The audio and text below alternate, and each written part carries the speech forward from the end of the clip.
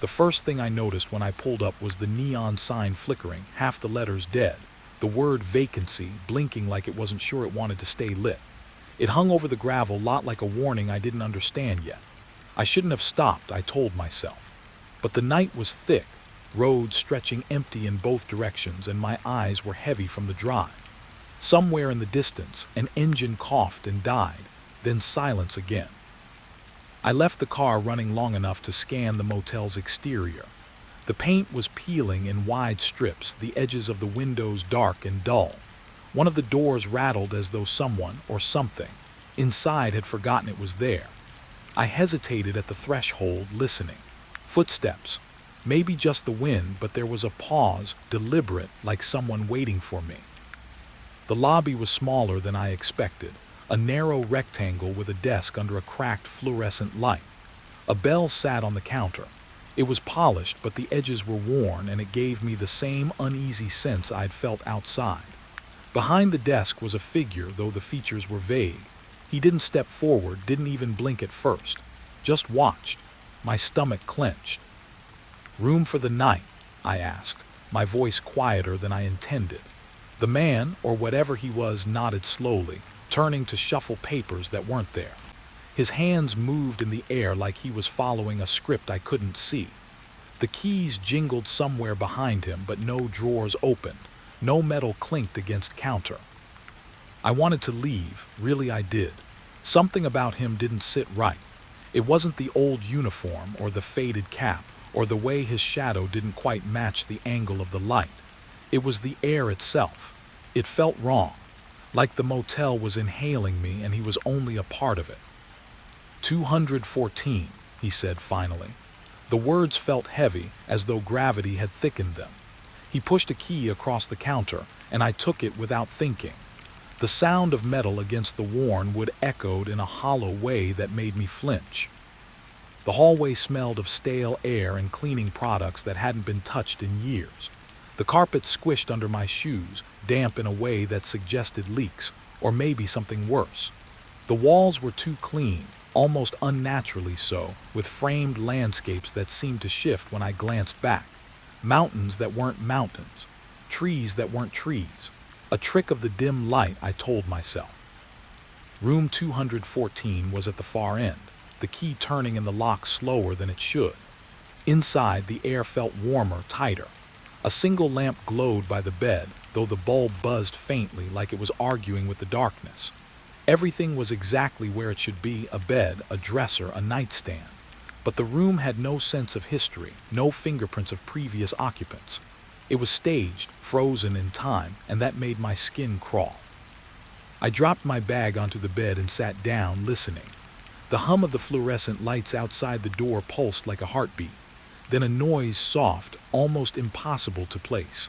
A shuffle, a cough. I froze. There was no one else in the hallway, only me. I decided to explore, to prove it was just an old motel playing tricks. The bathroom mirror reflected my own tired face, but behind my shoulder a shadow shifted. I spun, but the room was empty. I laughed softly, trying to convince myself I wasn't losing it. Still, I felt eyes. Not the man at the desk, he was behind me, somewhere else now. But eyes from the corners of the walls, or the corners of the hallway that never seemed to end. The TV in the corner flickered on. I hadn't touched it. Static filled the room, white noise crawling like ants across the screen. And then a voice. Not clear at first, just the murmur of someone speaking. Words I couldn't understand, but the tone was deliberate, almost a whisper of warning. I jumped, my hand hitting the remote, but the screen remained blank after a few flickers. My heartbeat slowed, then sped again as I realized it hadn't been static at all. It had been someone, something trying to reach me. I sat on the edge of the bed, my hands tight around the key. That old figure at the desk had disappeared. The hallway beyond my door was silent now, no rattling doors, no shuffling feet. But I knew I wasn't alone. I could feel it in the air, the way it pressed down on me, the way the lamp flickered whenever I looked away. Something about the key in my pocket felt wrong. It was heavier, colder than metal should be. And when I tried to place it on the nightstand, it slid back into my hand on its own. I told myself I was imagining it. The stress of driving, the fatigue, the weird motel. I was imagining it. I tried to call out. "Hello?" My voice sounded small, swallowed by the room. No answer. The bed creaked under me, not from my weight, but from something shifting beneath. I froze again. My eyes darted across the room. Shadows seemed to stretch just beyond the lamp's circle of light, reaching, curling, lingering where they shouldn't. Then I noticed the window. The blinds were drawn, but outside movement flickered. Not human, not a car. Something packing in the lot, too tall, too slow. I pressed my face against the glass, and for a moment it froze, staring at me. I blinked and it was gone, but the sense of being watched didn't leave. It followed me to the bed, sat in the corner with me, intangible but present. I told myself to sleep, to just ignore it. Morning would fix everything. Morning would bring logic, light, the return to reality. But the night stretched long, folding into itself. The TV flickered again. A sentence appeared briefly in static. "You shouldn't have come." Then gone. I hugged the key, heart hammering. I could hear the desk bell downstairs ringing softly, but the lobby was empty. I could picture him now, that vague figure, watching from behind the shadows of the desk, waiting. Or maybe he'd left.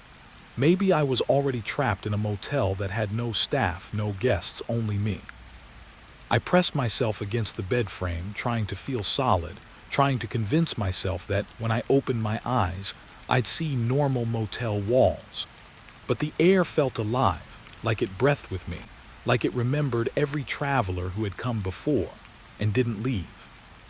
I didn't sleep that night. Every creak, every flicker, every whispering shadow reminded me. Some places keep people not for warmth, not for safety, but because they can.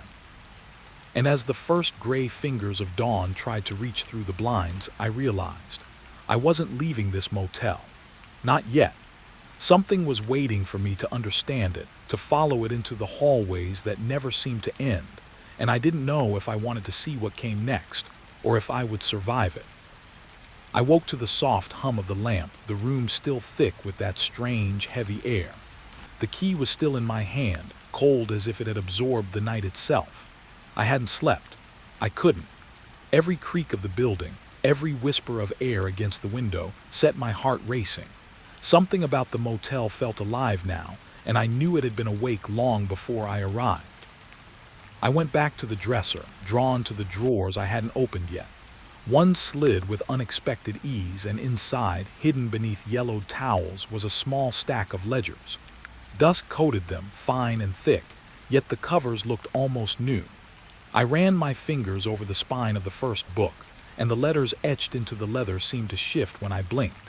Guest records. I flipped it open. Dates sprawled across the page, each line precise, neat. Names I didn't recognize, some scratched out, others blurred by time. I leaned closer, my eyes tracing the columns. Name, date in, date out, room number. Most were mundane, almost boring. Then I saw it. Room 214. The dates didn't make sense. Entries from decades ago, from the 1980s and 90s, continued as if nothing had changed. Names repeated over and over, but one caught my attention: Lester Holloway. Check-in, March 12, 1993. Check-out, blank. I froze. A chill pressed through my chest. I'd been sleeping in the room that this man had never left. Every instinct screamed that the ledger was a warning, but I had to know more. My hands trembled as I turned the pages, scanning for anything that would explain why a guest could remain unaccounted for in a motel that should have closed decades ago. There were notes scribbled in the margins. Quiet at night, keeps to himself, never leaves. The handwriting was neat, precise, almost obsessive, but the words themselves, they unsettled me. It was as if whoever wrote them had been watching Lester for years, cataloging every small motion, every sound. I felt the air in the room tighten. The lamp flickered again. Shadows stretched along the walls, pooling in the corners. My heartbeat thudded against my ribs, irregular now. I glanced toward the door, imagining it swinging open on its own. Nothing, just silence. And yet I felt watched. Still. I opened the next ledger. Same pattern. Names, dates, room numbers, most checked out, most left without note. But 214 remained empty under date out, no record of departure. And beneath Lester's name, someone had added a small mark, a symbol I didn't recognize. A circle with lines radiating inward, messy, almost frantic. I traced it with my finger. Cold, sharp. I pulled back. Questions tumbled in my mind. Where had he gone? Why was there no checkout? And why did this motel, abandoned for decades, still record him? I turned my attention to the desk drawer. Maybe there was something else. Maybe the motel had kept secrets in more than just books. Inside, a folder. Yellowed papers, photograph. Black and white images of the motel in its prime. People smiling, laughing. Room 214 empty in every shot, but one photograph was different. A man, tall, thin, eyes obscured by shadow, standing in the doorway of 214. The date written in faint pencil, March 1993. Lester Holloway. I swallowed hard. The photograph trembled in my hand as though it shared my fear. Something was wrong. The room looked the same as it had in the photo, down to the lamp and the dresser. The same air, the same silence, the same oppressive weight. I felt it then, a soft pressure behind me. Not a touch, but awareness, like someone was hovering just out of sight. My pulse raced and I dropped the photograph onto the bed. It slid to the floor and landed face down. I didn't dare look at it again. The ledger's whispered secrets I couldn't fully understand. Every entry of Lester Holloway hinted at a pattern, a life continuing beyond reason. I tried to rationalize. Perhaps he had checked out. Perhaps the ledger hadn't been updated. Perhaps the motel staff had simply forgotten. But that thought felt hollow. The air in the room was too dense for forgetting, too aware. I walked to the window, pulling aside the blinds. The parking lot stretched empty under the weak light of the neon sign. Gravel crunched underfoot when I imagined someone, or something, walking there. And then I realized there were no tire marks leading to the motel, only a path of shadows etched into the gravel. The desk bell downstairs rang softly. I froze. No one was there when I looked through the hallway. No footsteps, no figure, just the faint echo of metal on wood. And still, the ledgers remained on the bed, whispering. Curiosity battled fear. I opened the pages again, scanning for patterns. Every guest had a note, a mark, a scribble in the margins. And then I noticed it. A series of symbols repeated across different years beside different names. Only Lester's symbol was drawn larger, darker, more deliberate. Someone or something had been keeping track, not just of him, but of the room itself. I remembered the night I arrived. The way the figure at the desk hadn't truly existed, or hadn't moved as a normal person would. Had he been documenting me too? Had the motel itself been cataloging me the moment I stepped inside? I turned to the window again. Something moved outside beyond the lot along the edge of the property. Slow, deliberate, a shadow that didn't belong to any tree or fence post. I caught it out of the corner of my eye, and when I looked directly, it vanished. My stomach sank. I fell onto the bed, staring at the ceiling. The air hummed softly, like a machine running somewhere behind the walls. The ledgers lay open, pages fluttering though I hadn't touched them. A cold draft swept across the room, brushing my neck, and I thought I heard a whisper. Not words, just breath, deliberate, patient. You're not alone. I picked up the photograph again. This time I studied the shadow over Lester's face. The edges seemed to ripple, almost like smoke caught in a still frame. I imagined it moving, stretching, watching. The thought made my skin crawl, but I couldn't put it down. A sound from the hallway, a soft metallic scraping. Not a footstep, not the bell. Something scraping along the floor, slow, deliberate. I held my breath, counting, waiting, imagining. I wanted to move, to run, but my body refused. My mind clung to the ledgers, the photograph, the proof of Lester Holloway's endless stay. Proof that this motel didn't forget, that it didn't forgive. The lamp flickered again. Shadows shifted on the walls, stretching into impossible shapes. I felt myself sinking into them, losing distinction between room and darkness, past and present.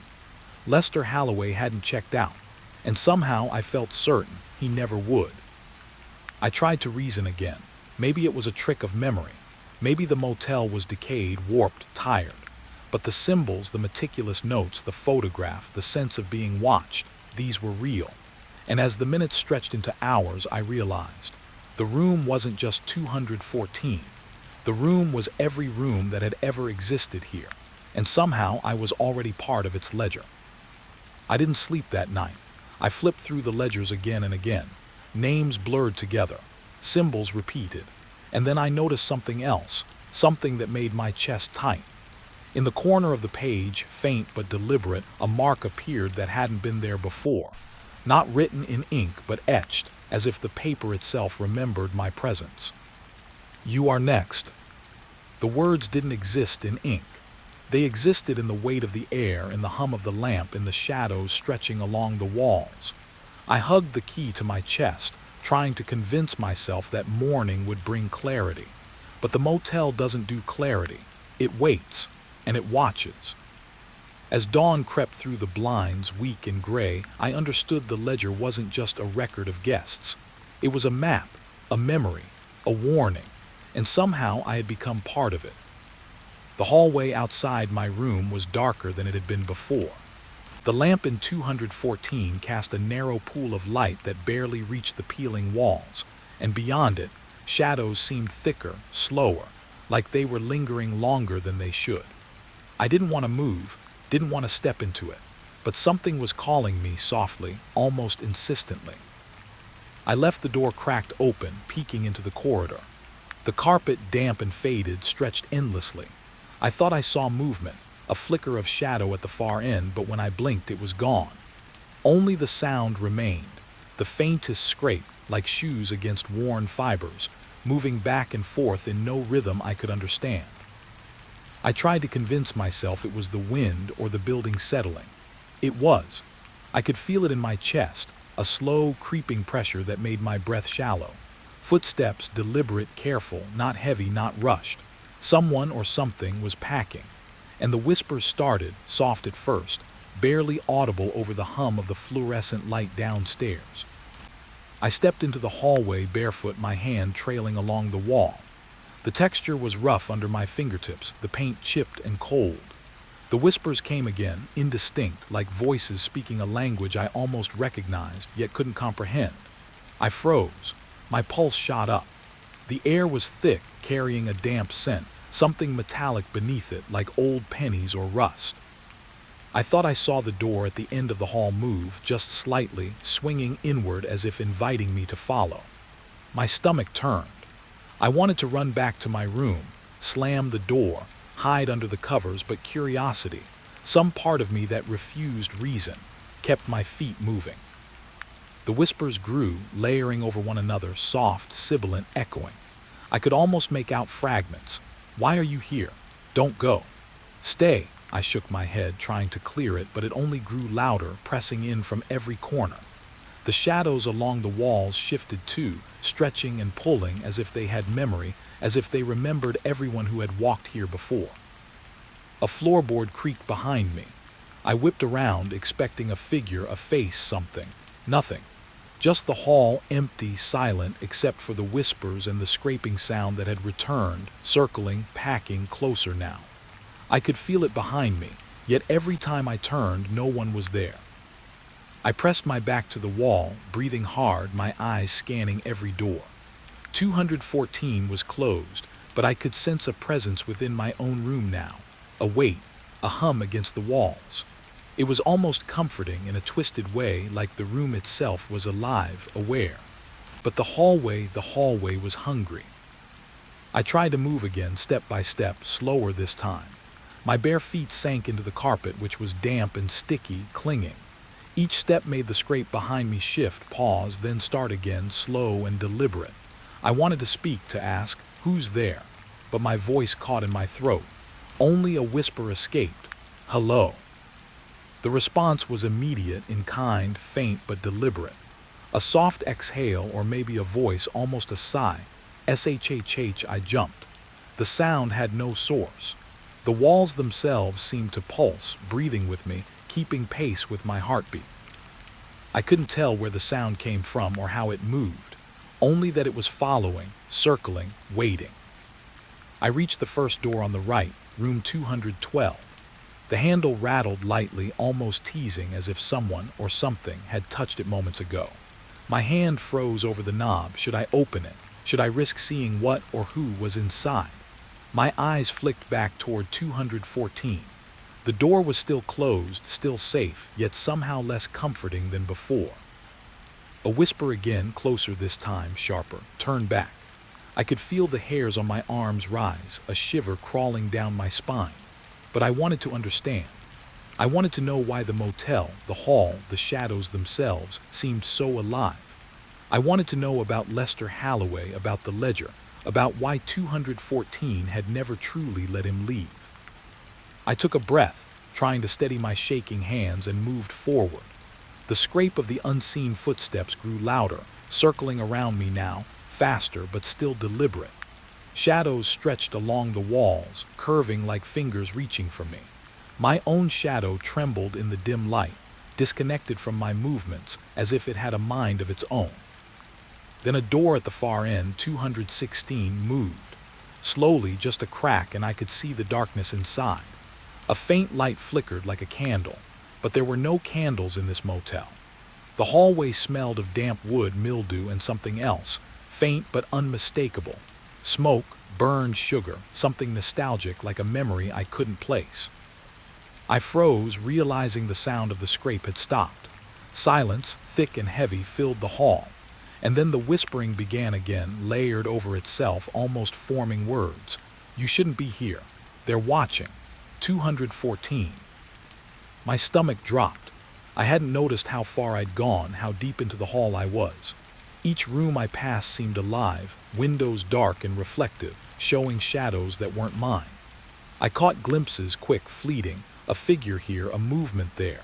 But each time I looked directly, it vanished, leaving only the oppressive silence behind.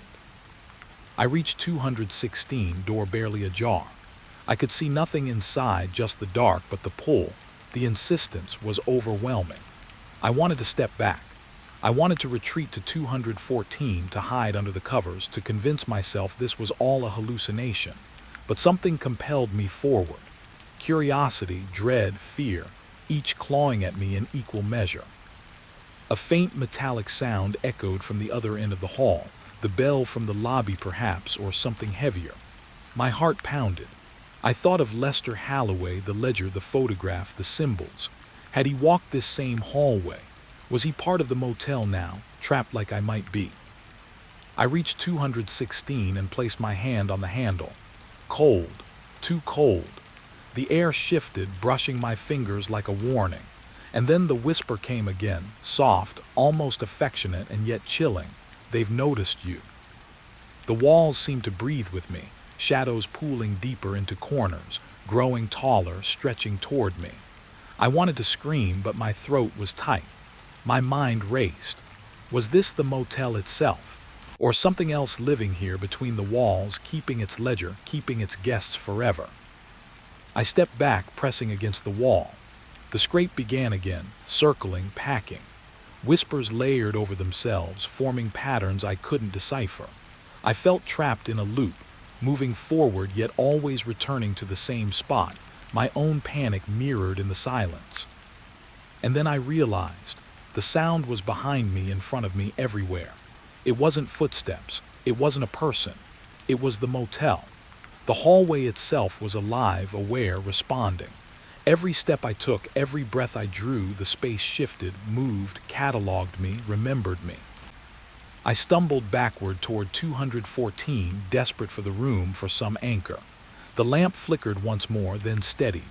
The air felt heavier, thicker. And the whispers, quiet now, almost resigned but still present, waiting, watching.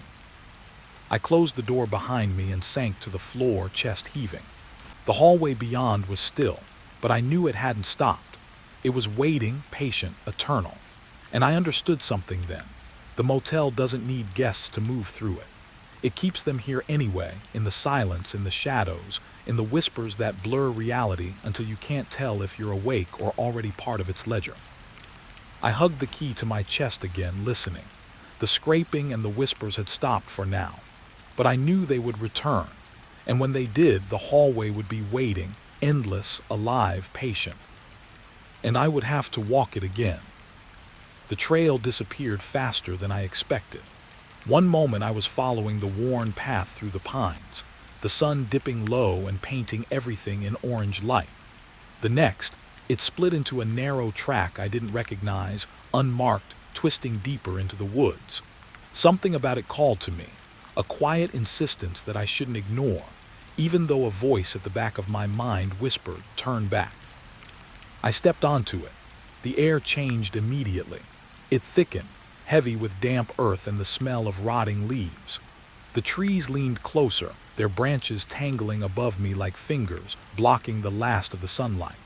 I could hear my own footsteps on the soft soil, but they felt muffled, strange, as though the ground itself absorbed the sound.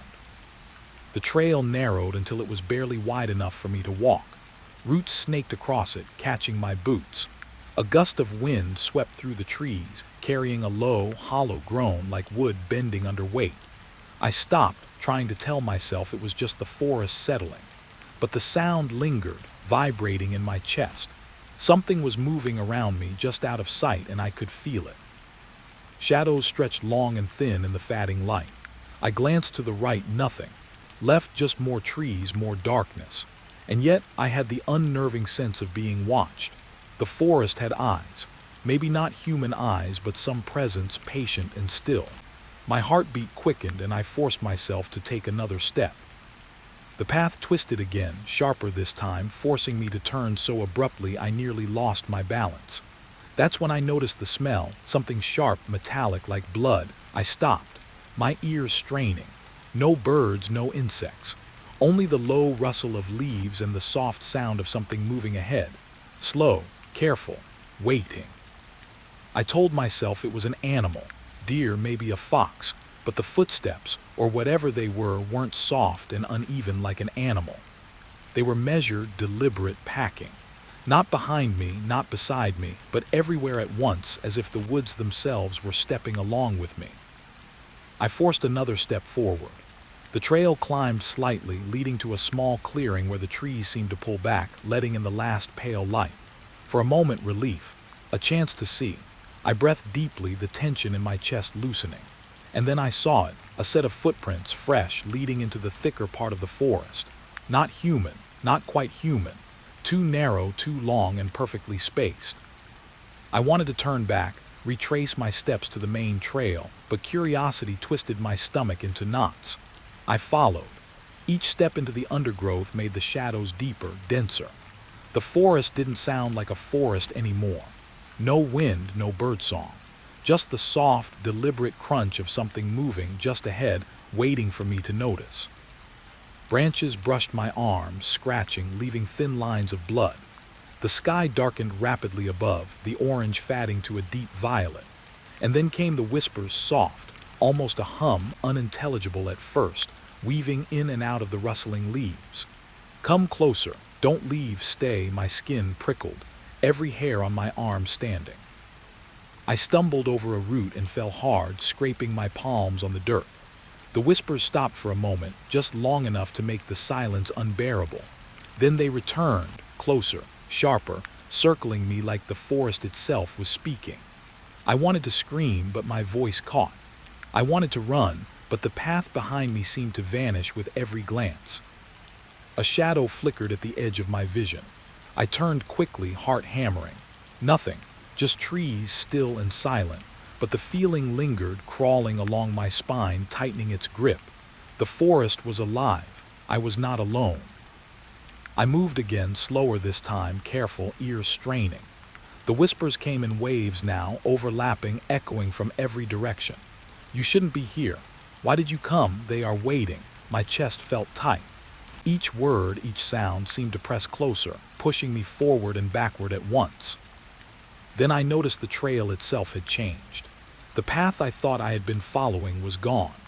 The ground under my feet was soft, almost muddy, with no trace of footprints except my own. Trees that hadn't been there moments ago now loomed, bending over the narrow trail, their roots tangling in impossible ways. I tried to turn back, but the way I had come was gone. Only more forest, only more shadows. A small movement caught my eye. In a narrow gap between the trunks, something crouched. I couldn't tell if it was human, animal, or neither. It froze when I looked, then melted back into the darkness. My pulse quickened. The metallic smell came again, stronger this time. Something wet, warm, alive. My mind raced. Keep walking. Don't look, keep walking. The whispers intensified. Not random now, but coherent enough to grasp fleeting words. Follow, follow, stay, don't leave. I wanted to cover my ears, but the sound wasn't in my ears. It was everywhere, coming from the trees, the ground, the air itself. I stumbled forward, desperate for a clearing, for anything familiar. Then the forest seemed to stretch, the trail elongating beyond possibility. I took step after step, but the same trees stayed in place, as if the woods had looped around me. Shadows moved, brushing the corner of my vision, disappearing whenever I turned my head. Panic clawed at my chest. I was lost. Not just lost, but watched, catalogued, drawn into something that had existed long before I arrived. I reached a fork, two paths twisting into impenetrable darkness. I couldn't see which was right, which was wrong, and for the first time I realized it might not matter. The forest wasn't giving directions. It was holding me here, testing me, waiting. I took the left path. Branches scraped my face, leaving shallow cuts. Something, maybe leaves, maybe claws, brushed my shoulder. The whispers followed, closer now, urgent, almost pleading. Closer, you must, closer. My legs moved on instinct, carrying me deeper. My breath came in ragged gasps. A low hum rose around me, vibrating in my bones. The trees' shadows seemed to pulse with it, their shapes stretching, twisting into forms I couldn't comprehend. Faces, limbs, all wrong, impossible, but somehow familiar. My mind tried to rationalize, tried to name them, but nothing fit. And then I heard it, a clear, singular voice, human yet hollow. Don't turn around. I froze. My mind screamed to look to see who it was, but my body obeyed. Step by step, I moved forward, feeling the eyes on me, following, pressing, waiting. Each breath felt thick, heavy with something unseen, something patient. I wanted to stop, to drop to the ground and pray, but I couldn't. I was drawn forward by the whispers, by the shadows, by the metallic scent that grew sharper with each step. The path opened into a small clearing. Moonlight, pale and cold, filtered through the treetops. Relief flickered in my chest. Maybe I had escaped the tightening forest. But then I saw the footprints, too long, too narrow, leading in and out of the clearing in impossible directions, overlapping, multiplying, forming patterns I couldn't understand. And in the center of it all, a small, shallow depression in the dirt, like a hand had pressed there. Not recent, not old, just there, waiting. The whispers died down. Silence settled, but I knew better. The forest hadn't let me go. It had only paused. I crouched, pressed my fingers to the depression. Cold, wet, alive. The metallic scent stronger now. My heartbeat roared in my ears. And as I pulled my hand back, I realized I wasn't just lost. I was in the forest it wanted me to find, the one that had been waiting for someone to follow the wrong trail at dusk. The sky darkened further. Stars flickered in and out as the trees swayed. And somewhere just beyond the edge of the clearing, I felt it, movement, deliberate, patient, watching, waiting. I couldn't see it. I couldn't name it. But I knew with a certainty that made my stomach turn that it knew me. I wanted to run. I wanted to turn back. But the wrong turn had already happened. And the forest had remembered me. I noticed it first in the dirt. A footprint, fresh, pressed into the soft earth beside the old fire pit. I froze, heart hammering, staring at it. The campsite had been abandoned for years, or at least that's what the map had told me. But someone or something had passed through recently. The impression was too clear, the edges sharp, as if made minutes ago. The smell hit me next. Not smoke, not the faint scent of rotting leaves. Something else, metallic, warm, like iron or blood, lingering in the damp air. My stomach churned, a warning I tried to ignore, telling myself it was an animal, maybe a deer. But no deer would leave footprints so human. I stepped forward carefully, boots crunching over twigs. The fire pit was cold, gray ash scattered, but the ground around it bore more signs. The circle of stones shifted slightly.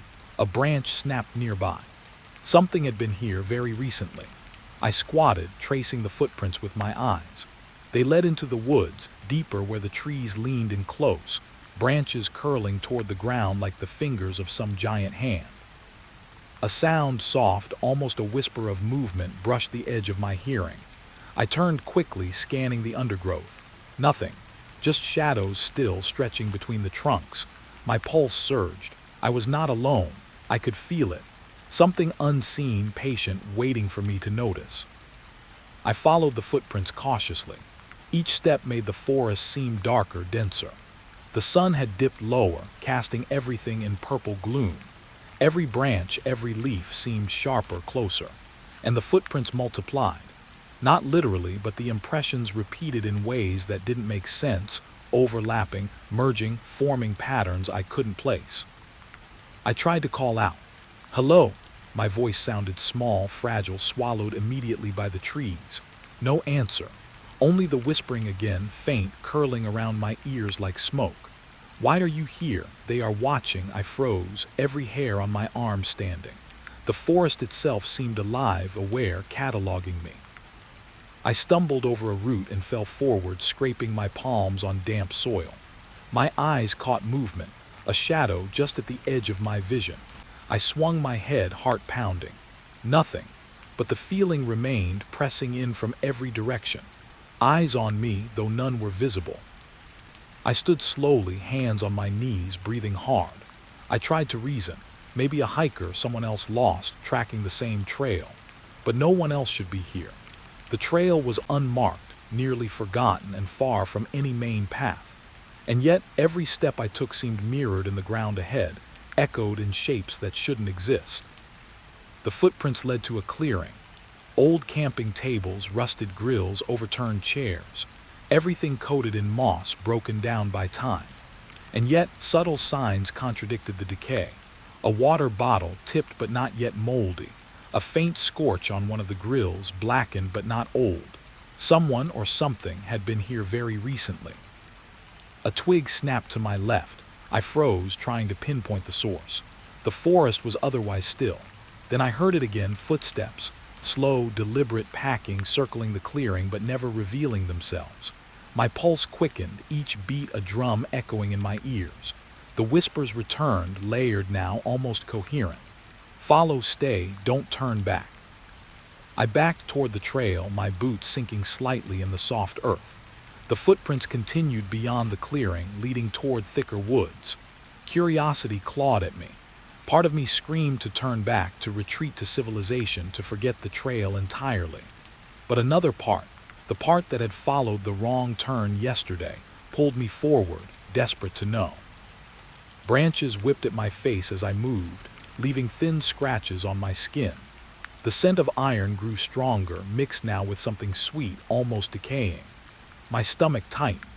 I realized I hadn't seen any animal tracks, no claw marks, nothing natural to explain the disturbance. Only the footprints and the subtle signs of life they implied. I paused. The forest shifted. The shadows stretched unnaturally, pooling into shapes that seemed to move independently. I caught glimpses, brief, fleeting. A figure crouched behind a tree, watching, retreating when I focused. My chest tightened with a mix of fear and fascination. Someone was here, or had been. But who? And how long had they been following me without leaving a trace I could notice until now? The whispers became clearer. Closer, closer. They weren't words entirely. Just a voice inside my mind now, soft, insistent, echoing the fear rising in my chest. I tried to shake it off, tried to focus on the trail, but each step forward made the forest denser, the shadows darker. The trees leaned in, blocking moonlight, swallowing sound. My own footsteps felt muted, absorbed into the forest floor. A sudden shift, something moved in the corner of my eye, faster this time. I spun. Nothing. Only the faintest rustle of leaves, as if something had ducked behind a tree just out of sight. My pulse thumped, panic clawing at me. Every instinct screamed to run. But where? The footprints led only deeper. and yet part of me knew the forest itself would guide me further, deeper into its hold. I pressed on. Each step was heavier than the last. The ground changed underfoot from soft dirt to roots and rocks that threatened to trip me. The footprints twisted unnaturally, leading around obstacles, cutting through undergrowth where no path should exist. I couldn't explain it. Logic didn't apply here. Only instinct. Only fear. Then I saw something strange. A small clearing ahead, almost like a camp. Old tarps hung from trees, torn but still recognizable. Rusted lanterns on the ground, one lying on its side, the glass cracked. But here too, subtle signs of life. Fresh footprints in the dirt, scuff marks, and a small pile of stones stacked deliberately. Someone had been here, watching, leaving signals. A chill ran down my spine. Someone had been following me, yes, but why, and for how long? The forest had kept me on this path, but now I realized it wasn't random. Every step, every wrong turn, every whisper, designed, orchestrated, leading me here. I couldn't tell if the person or thing wanted to communicate or to trap me entirely.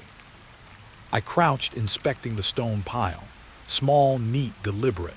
Something scratched into the dirt next to it, letters, symbols. I couldn't make them out in the dim moonlight. My fingers hovered above them, but I didn't dare touch. The air thickened. Silence fell.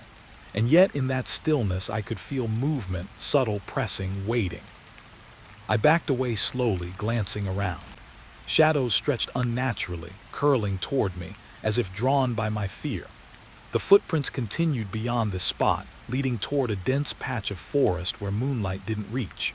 I hesitated. Part of me screamed to leave, to turn back, to run until I found the main trail. Another part, the part that had ignored every warning before, pulled me forward. The whispers returned, soft now, almost coaxing. Closer, see, follow, my chest tightened, sweat running down my back. I realized something. This wasn't random. Whoever or whatever was here wanted me to follow. They had led me to this point, and the forest had obeyed them. A sudden sound, a branch snapping directly behind me. I whipped around. Nothing. The clearing empty. Only my own breathing ragged and the smell of iron stronger than ever. My mind raced. Was it human, animal, something else? The footprints were real, yes, but they didn't explain the whispers, the shadows, the sense that I was being studied, catalogued, guided. I forced myself to take another step forward, toward the dark trail that continued beyond the clearing. The whispers grew slightly, layered, multiple tones overlapping, forming something almost coherent. Follow, see. Do not leave. My stomach churned. Fear and curiosity battled inside me. I had no idea what lay ahead, but something told me the forest had been waiting for someone like me. Someone foolish enough to follow the signs of life into its hold. And as I stepped into the shadows, leaving the small clearing behind, I realized I was not walking through a forest. I was walking through a plan, a design older than I could comprehend, guided by footsteps that were not my own, watched by eyes I could not see. The forest had a life of its own, and I had walked straight into it. The night swallowed me whole. The fog came before I saw the cabin, thick, clinging to the ground, curling around tree trunks like slow-moving fingers.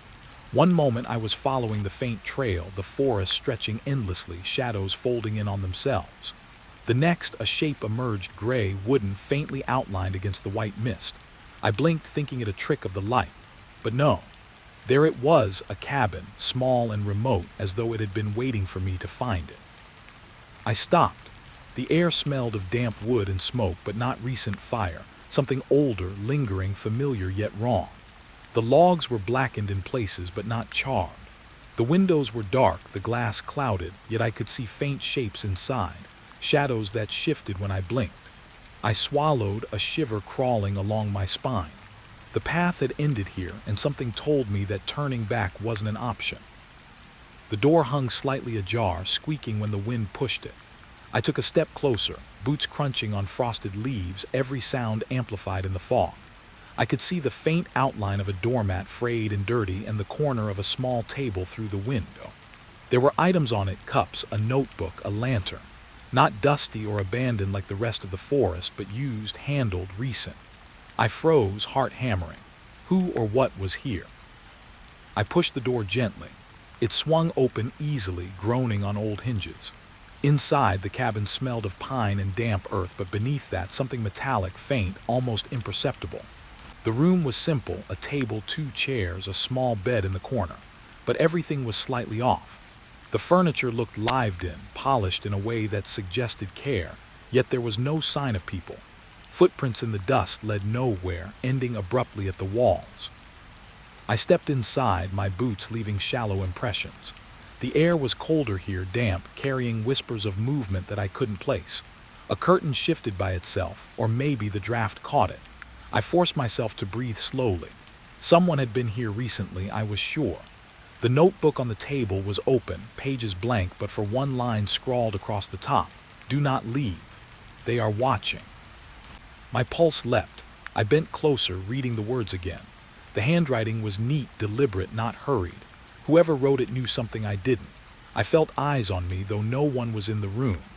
A faint tapping sound came from above, floorboards creaking, perhaps an animal, perhaps not.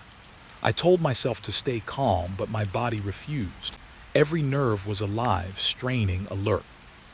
I explored the cabin slowly, my fingers brushing the walls. Pictures hung crooked, faded landscapes, all unremarkable. Yet in the corner, a small shelf held cups, a candle, a half-burned stick of incense. Someone had been here, yes, but they weren't here now. Or were they? The shadows moved in the corners, just at the edge of my vision, vanishing whenever I turned my head. A sudden shift in the air made me spin. Nothing, just the faint sound of breathing, or was it my own? I tried to rationalize, telling myself the forest had guided me here, a forgotten cabin along the trail. But the footprints outside, the fresh signs of life at the campsite, none of it was random. Something had led me here, something patient, careful, waiting. I walked to the small bed. The blanket was folded neatly, the pillow fluffed as if someone had left only moments ago. A journal lay on it, edges yellowed, pages smudged. I opened it. The handwriting changed throughout, some entries hurried, jagged, others neat, deliberate. One passage caught my eye. "I see them in the trees. They wait. I cannot leave, or they will follow." I froze. The words mirrored what I had felt in the forest, the whispers, the footprints, the shifting shadows. A cold knot of dread formed in my stomach. Whoever wrote this had been trapped here, or followed, or both. And now I realized I was walking the same path, following the same signs, echoing the same choices. I moved to the window. Outside, the fog swirled thicker, rolling over the ground, hiding the forest beyond.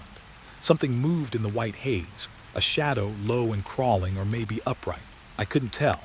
I blinked and it vanished. My reflection stared back at me, pale, sweat on my forehead, eyes wide. I wanted to leave. But the door, the trail, it wasn't out there anymore. Only fog, only shadow, only the lingering sense that I wasn't alone. The lantern on the table caught my attention. I lifted it, its warmth a small comfort, and tried to light it. The wick sputtered, struggling against the damp air. Flames flickered, casting long shadows across the cabin. And then I saw them, faint scratches along the walls, marks I hadn't noticed before. Symbols, letters. I couldn't read them, but they seemed deliberate, recent. Someone had left messages here, warnings, instructions, or maybe just remnants of fear. A low sound came from the corner of the room, soft, deliberate, like something breathing, shifting, moving closer. I held the lantern high, nothing visible, yet the air felt heavy, pressing, waiting. The fog outside seemed to pulse in rhythm with my heartbeat.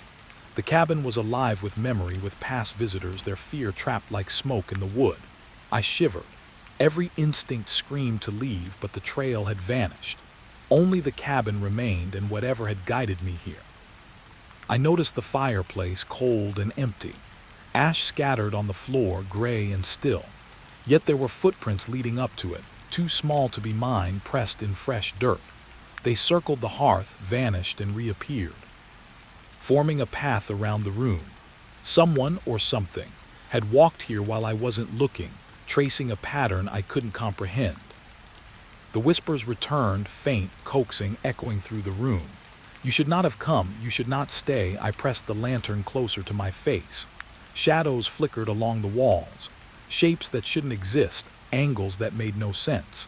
And then the sensation of eyes, dozens of them, focused on me just behind the wood, just beyond the glass. Watching. Waiting. I moved to the table again. The notebook lay open, blank on the next page. A single word was scrawled there now. Look. My hand shook as I followed the direction. The floorboards beneath me had faint scratches, small depressions, as if someone had knelt here, watching, waiting. And I realized I was being studied, cataloged, observed in the same way the journal's author had been. The fog outside shifted. Something moved closer, brushing against the windows, but there was no sound of feet on the ground. The air grew colder. My breath steamed, mist curling into the cabin. I wanted to call out, to demand answers, but the voice in my head, or maybe the forest itself, whispered silence. Move carefully. Watch closely. I noticed the ceiling beams, blackened and old, and then the subtle signs of life. A scratch here, a nudge there, small disturbances that made no sense in an abandoned cabin. Someone or something had been living here, hiding in plain sight, leaving hints, guiding my path. And now I was inside their domain, walking through their history, tracing their choices. I stepped back toward the door. The fog outside thickened, blurring the edges of reality. For a moment, relief, a thought that maybe if I left, I could escape. But the cabin shifted subtly. Shadows stretched, floorboards groaned, and I realized the cabin itself was part of the trap, part of the plan. It had been waiting for someone to find it, and now it had me. I glanced at the bed, the journal, the table, the faint footprints on the floor. And then I understood the past visitors, the whispers, the signs. They weren't warnings. They were invitations, or perhaps instructions. Someone had lived here, survived here, and perhaps never left. And now I was meant to follow, to see, to experience the same slow tightening of fear. I took a step forward toward the small staircase leading to a loft I hadn't noticed. My boots creaked on the wood. Every step echoed too long, bouncing off walls, filling the cabin. The lantern flickered, shadows danced, and I realized with a cold certainty that I was not exploring the cabin. I was walking through someone else's history, reliving their choices, encountering the signs they had left behind to guide or trap the next person.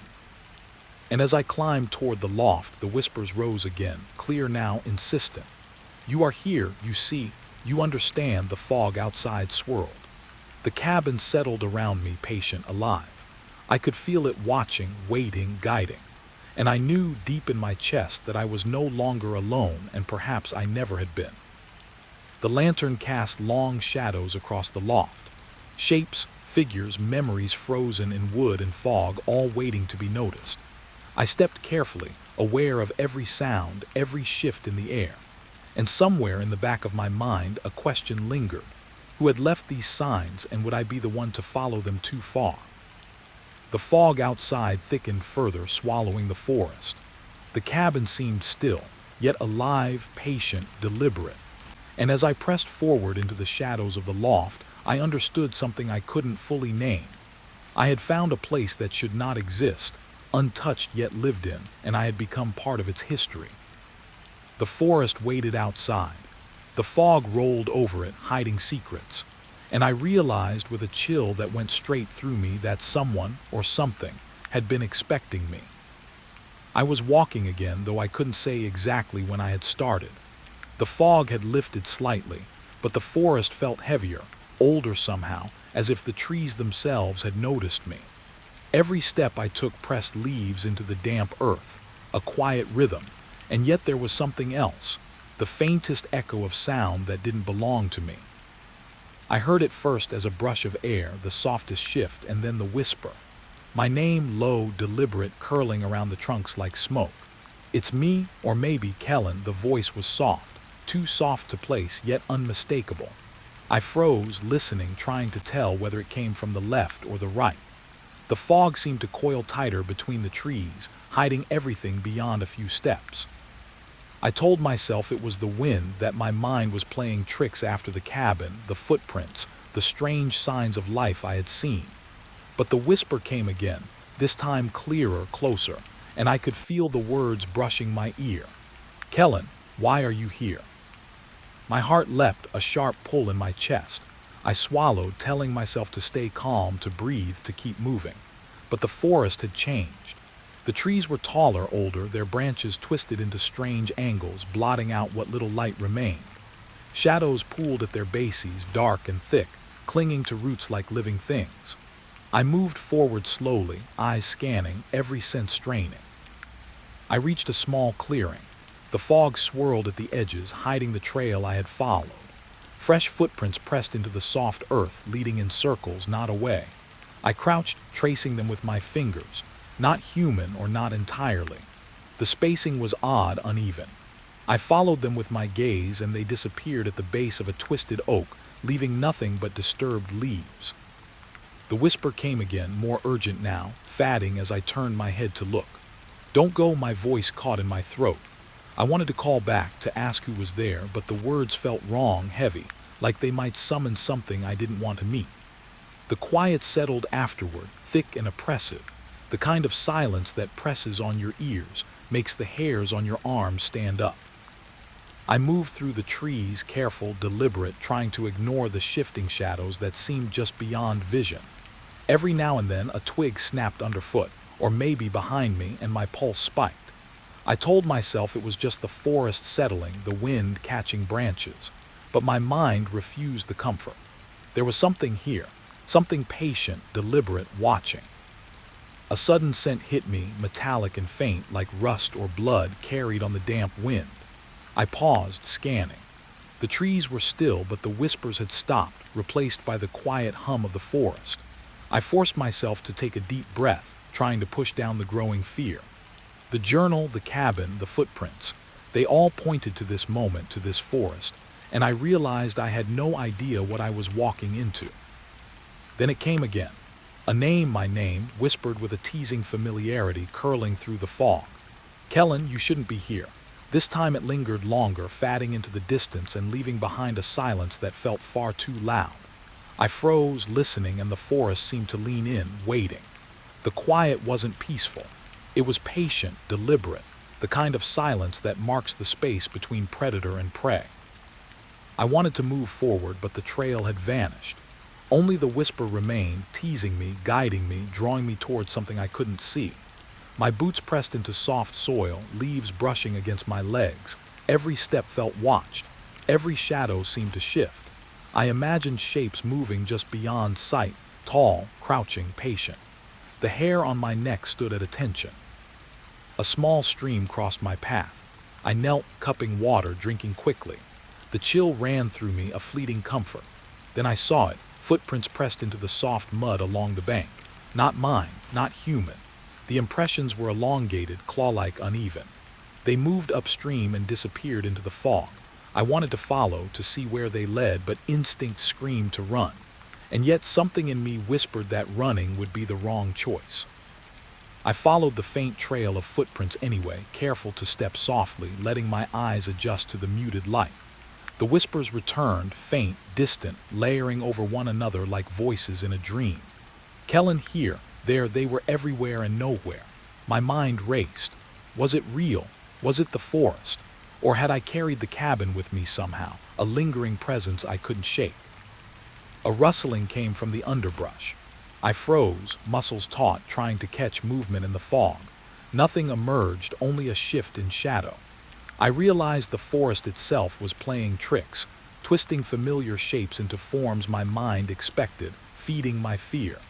Yet the whispers persisted, teasing, guiding, reminding me that I was not alone. I reached a second clearing. Trees encircled it like sentinels. The fog hovered low, curling around roots and stumps. I stopped, scanning, and noticed something I hadn't seen before. A small cairn of stones, stacked carefully in the center. It looked deliberate, too deliberate, as if marking something. The whispers faded again, leaving a silence that pressed on my chest. I stepped closer. The stones were cold, damp, covered with moss. Something about them was familiar. I remembered the cabin, the journal, the symbols on the walls. This was the same pattern, the same signs of someone guiding me or warning me. I bent down, tracing the edges with my fingers. A chill ran through me, and the whisper returned, sharper this time, almost inside my ear. "You see. You know. You understand." I stood up quickly, the wind pushing fog around me like water. Shapes seemed to move within it, twisting, shifting. The forest wasn't quiet anymore. The silence was deceptive. It had been waiting, stretching, testing. And now I felt it, eyes on me from all directions, watching, patient, unblinking. I realized the trail had ended, or perhaps it had never existed. The footprints, the whispers, the signs, they had led me here to this space, this moment. And now the forest waited, silent but aware. I wanted to call out, to demand an answer, but fear rooted me to the ground. I couldn't move, couldn't breathe freely. Then a single branch snapped, far off yet close enough to echo.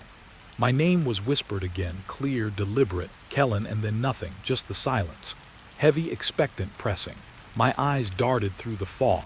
Every shadow, every tree trunk seemed alive. And I understood that the forest wasn't empty. Something or someone had been moving around me all along, patient, waiting, unseen. I felt a strange relief, though it was fleeting. I understood in a way I hadn't before that I wasn't lost. Not entirely.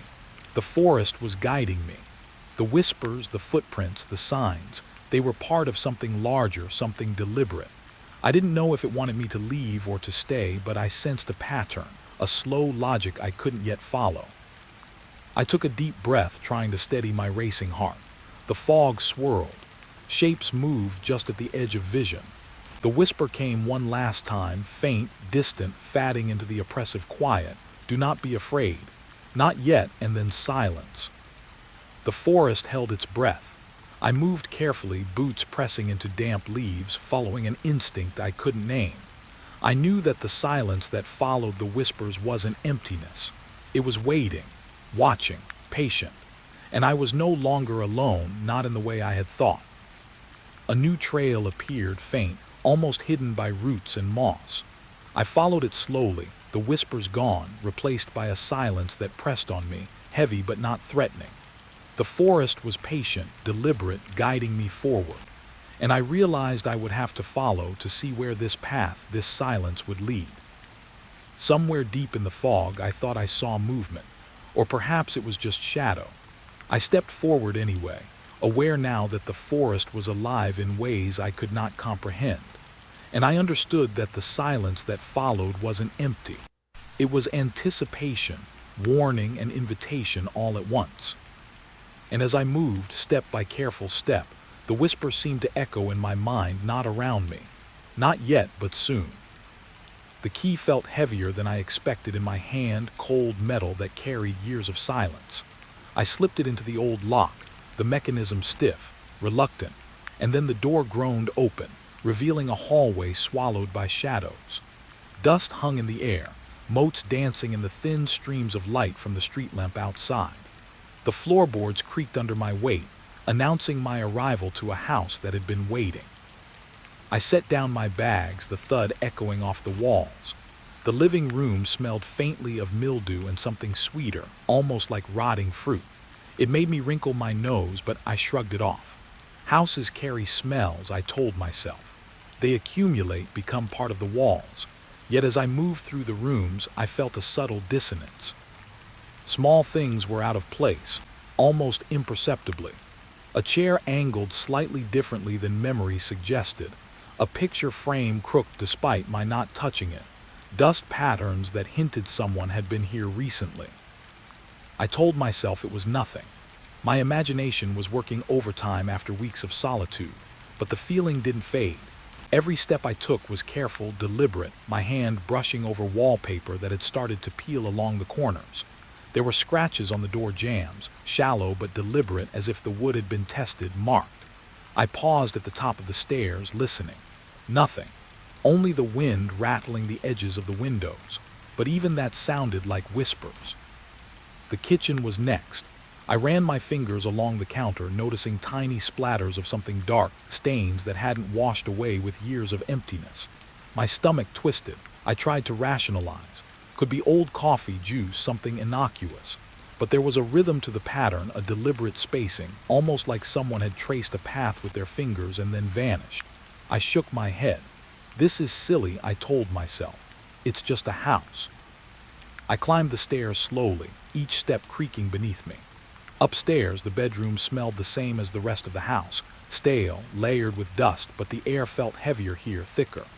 The master bedroom was the largest and the bed was untouched, sheets folded neatly as though someone had left in a hurry and never returned. I ran my hand over the pillow, feeling a faint indentation, almost as if someone had just lain there. The thought made my skin prickle. I explored the rest of the rooms one by one, trying to convince myself that the house was empty. But every so often a sound would make me freeze. A soft scuff behind me, a creak that didn't match the floorboards, a whisper too soft to distinguish words. My heart thudded, but I kept moving, telling myself that curiosity was stronger than fear. I had wanted this house, wanted the quiet, the space, and now it felt like the walls themselves were watching.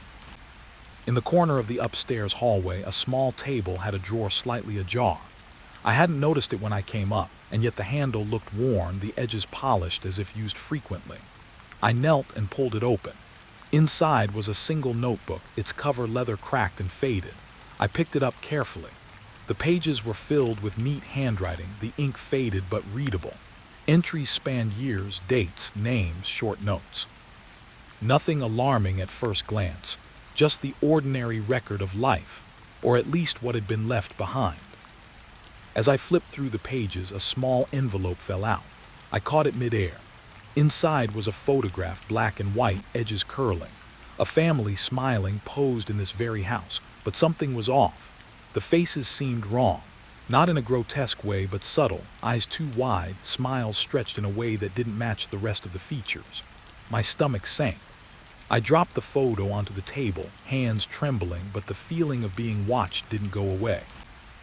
I continued my inspection, moving to the attic. The door was stiff, hinges groaning like the house itself was protesting my intrusion.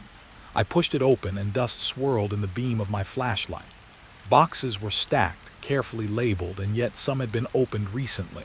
Not just disturbed by settling, but handled, moved. My pulse quickened. Who else could be here? The house had been empty for years, or so I thought. I opened a box at random. Old toys, letters, trinkets from decades ago.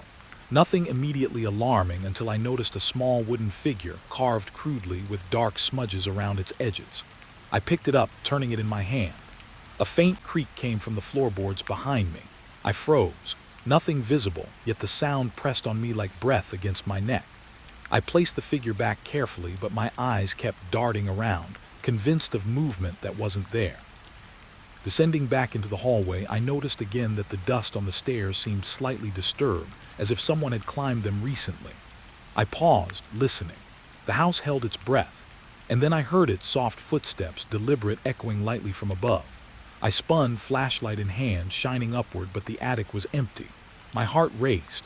I whispered aloud, "Hello." The echo of my voice felt wrong, too sharp, carrying back from angles I didn't expect. I told myself I was imagining it. Maybe settling would, maybe my nerves, but I couldn't shake the feeling of eyes on me. I moved through the room slowly, touching surfaces to reassure myself they were real, that I was alone. Yet every room had something slightly off.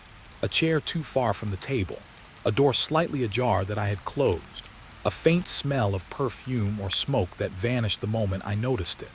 The house seemed to breathe around me, adjusting to my presence.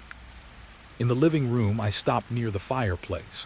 Ashes were undisturbed, but small black marks on the hearth hinted that something had been placed there recently. I crouched, examining the soot. Tiny footprints, small, childlike, pressed into the layer of dust. My throat tightened. I stepped back slowly. This house was supposed to be empty. Years had passed since anyone lived here, and yet somehow someone or something had been here. I moved to the window and peered outside. The street was silent, empty. No lights in the distance, no movement. But inside, the house hummed softly, like it remembered me, like it had been waiting for someone to arrive and was testing them. I shivered, realizing that the details I had dismissed before, the crooked frames, the scratches, the moved objects, were deliberate. Small tests, small markers. A sound made me jump. A drawer sliding open behind me, slow, deliberate. I spun around, empty. My flashlight beam caught nothing but dust motes. I backed away slowly, breathing shallow. The house was alive in a way I hadn't understood, aware of me, watching me adjust, nodding my reactions. I realized that moving in wasn't just unpacking boxes. I had entered a space that carried memory, intention, presence. I tried to settle, arranging my belongings, but every movement drew my attention to subtle shifts. The curtain that swayed without wind, the faint creak of the attic door, a shadow that seemed to hesitate before moving with me. I sat on the edge of the bed, forcing my hands to stop shaking. This house had been empty. It had been waiting, and I had arrived. I pulled the notebook closer. Flipping through, I noticed entries that hadn't caught my eye before. Notations about visitors, strange occurrences, unexplained events. The handwriting grew jagged toward the end, hurried. Dates became irregular, fragmented. The last few pages were blank, except for a single word scrawled in a corner: stay. I set the notebook down slowly, staring at it, heart hammering. The house seemed to respond. Floorboards creaked lightly, almost like a sigh. I realized that moving in wasn't the end of a journey. It was the beginning of a dialogue with something that had always been here. Something patient. Something that remembered. I didn't know what it wanted yet, but I felt it in every corner, every shadow, every subtle sound. I understood suddenly that the smallest details weren't mistakes. They were signs, markers, reminders that this house was never truly empty. And I wasn't alone, not really, as I sat among the boxes and shadows, listening to the subtle, deliberate hum of memory that filled the rooms. Outside, the street remained quiet, indifferent. Inside, the house shifted slightly, as if acknowledging my presence, gauging my response. I had moved in, yes, but I hadn't yet understood what it meant to live here, in a house that remembered too well, that watched too patiently. I climbed into bed finally, exhaustion dragging at my limbs. The room was quiet, or so I thought. Dust motes drifted in the faint light, shadows pooled in corners. And then, just as sleep began to tug at my eyelids, I thought I heard it again. A whisper, soft, clear, familiar. "Kellen, welcome home." I found the key tucked in the back of the kitchen drawer, old and tarnished, as if it had been waiting for me all this time. The attic door loomed at the end of the upstairs hallway, small, unassuming, but somehow it carried weight. Every step toward it made the floorboards creak louder, announcing my approach. My hand trembled slightly as I fitted the key into the lock. It turned with a reluctant click, and the door swung open into darkness that smelled of dust, mold, and something older, something I couldn't name. The stairs leading up were narrow, steep, and groaned under each careful footfall. Shadows pooled along the walls, stretching and bending as my flashlight swept across the room. Boxes lined the perimeter, stacked unevenly, some bulging, some collapsed from years of neglect. In the center, an old trunk sat, chained but unlocked, as if daring me to look inside. I hesitated, heart thudding. Part of me wanted to run back downstairs, to pretend I had never found this key, but another, darker part wanted to know. I lifted the lid slowly. Inside were letters yellowed with age, their edges brittle. I picked one up, unfolded it carefully. The handwriting was spidery, uneven, as if the writer had been in a hurry or frightened. "I can't stay. They watch from the corners. I hear them whisper my name at night. If I disappear, do not come looking." The letter ended abruptly. I swallowed hard. Who wrote this? And who or what were they afraid of? I set the letter down and rummaged further. A diary, leather-bound and cracked, caught my eye. I opened it, the pages trembling slightly as if alive. The entries were mundane at first: dates, meals, small complaints about the creaking floors and drafts. But gradually the tone shifted. The writer spoke of shadows in corners, footsteps that moved on their own, doors opening when no one was there. They mentioned hearing whispers, soft and teasing, calling names they didn't recognize. I shivered and glanced around the attic. The shadows seemed thicker here, closer, and for a moment I felt as though someone or something was standing just behind the boxes, observing. I shook my head, forcing rationality. It's an old house, I told myself. The mind fills in gaps, but the diary's words lingered, pulling me deeper. A sudden creak made me jump. I turned, flashlight beam cutting through the darkness. Nothing, only the boxes and the faint outline of rafters overhead. Yet the sound had come from behind me, low and deliberate. My pulse raced. I realized that every sound in the house, every groan of wood or distant whisper of wind, had a weight now. Each noise seemed purposeful, like the house itself was speaking in a language I had yet to understand. I moved cautiously between the stacks of boxes, pulling out more letters. Some were notes to family, others journals of visitors long gone. One described a room in the house that seemed to change overnight. Furniture moved, objects vanished, the air thick with a presence that could not be seen. Another letter hinted at a previous tenant disappearing without a trace, leaving only a window open and a chair overturned. The writer had circled the date in red ink, repeatedly, almost obsessively. I realized then that the attic wasn't just a storage space. It was a record, a memory of those who had come before, each leaving traces of fear, of unease, of encounters that had never been resolved. The thought pressed against my chest. I had moved in, yes, but in a sense, I was now part of the house's history. I stepped back, accidentally knocking over a small box. Papers scattered across the floor. As I bent to gather them, my flashlight flickered. For a brief heartbeat, I saw a figure at the edge of the beam, a silhouette, thin and impossibly still. I froze. The figure vanished when I blinked, leaving only the scattering of papers and the faint smell of tobacco. My hands shook as I collected the letters and diary, trying to convince myself it had been a trick of the light. One diary entry, written in jagged letters, made me pause. "They know you are here. They remember you. Do not trust the quiet." I felt a cold prickle run down my spine. My own presence in the house suddenly seemed intrusive, like an intrusion into a space that had been waiting, watching, recording for decades. I continued to explore the attic, moving toward a small closet tucked into the corner. The door was slightly warped, not fully closed, as if someone had tried to shut it but failed. I pushed it open. Inside, a collection of objects caught my eye: shoes of various sizes, toys, a child's coat. All were coated with thick dust, yet faint footprints in the dust suggested recent disturbance. Someone had been here recently, though no one lived in the house. I stepped back, flashlight trembling in my hand. The hairs on my arm stood on end. The attic seemed to stretch, the shadows elongating, pressing in. I wanted to leave, to run downstairs and lock the door, but the diary and letters beckoned. I needed to understand. I needed to know who had been here before me and why their stories ended in fear. A soft rustling echoed from above, near the rafters. I looked up. The attic ceiling was low, sloping, but the sound continued, almost teasing, as if the very structure was alive. I whispered almost to myself, "Who's there?" My voice felt foolish, small, but the sound seemed to hang in the air longer than it should, distorted. The silence that followed was heavier, oppressive, and I realized that asking had answered nothing. It had only invited attention. I gathered the letters into a neat pile, trying to calm my racing heart. One envelope fell to the floor, hidden behind a trunk. I picked it up. The contents were photographs, old and blackened around the edges. Faces stared back at me, some smiling, some wide-eyed, all frozen in a way that made my stomach churn. A few had dates scribbled on the back, decades apart, yet the house remained the same.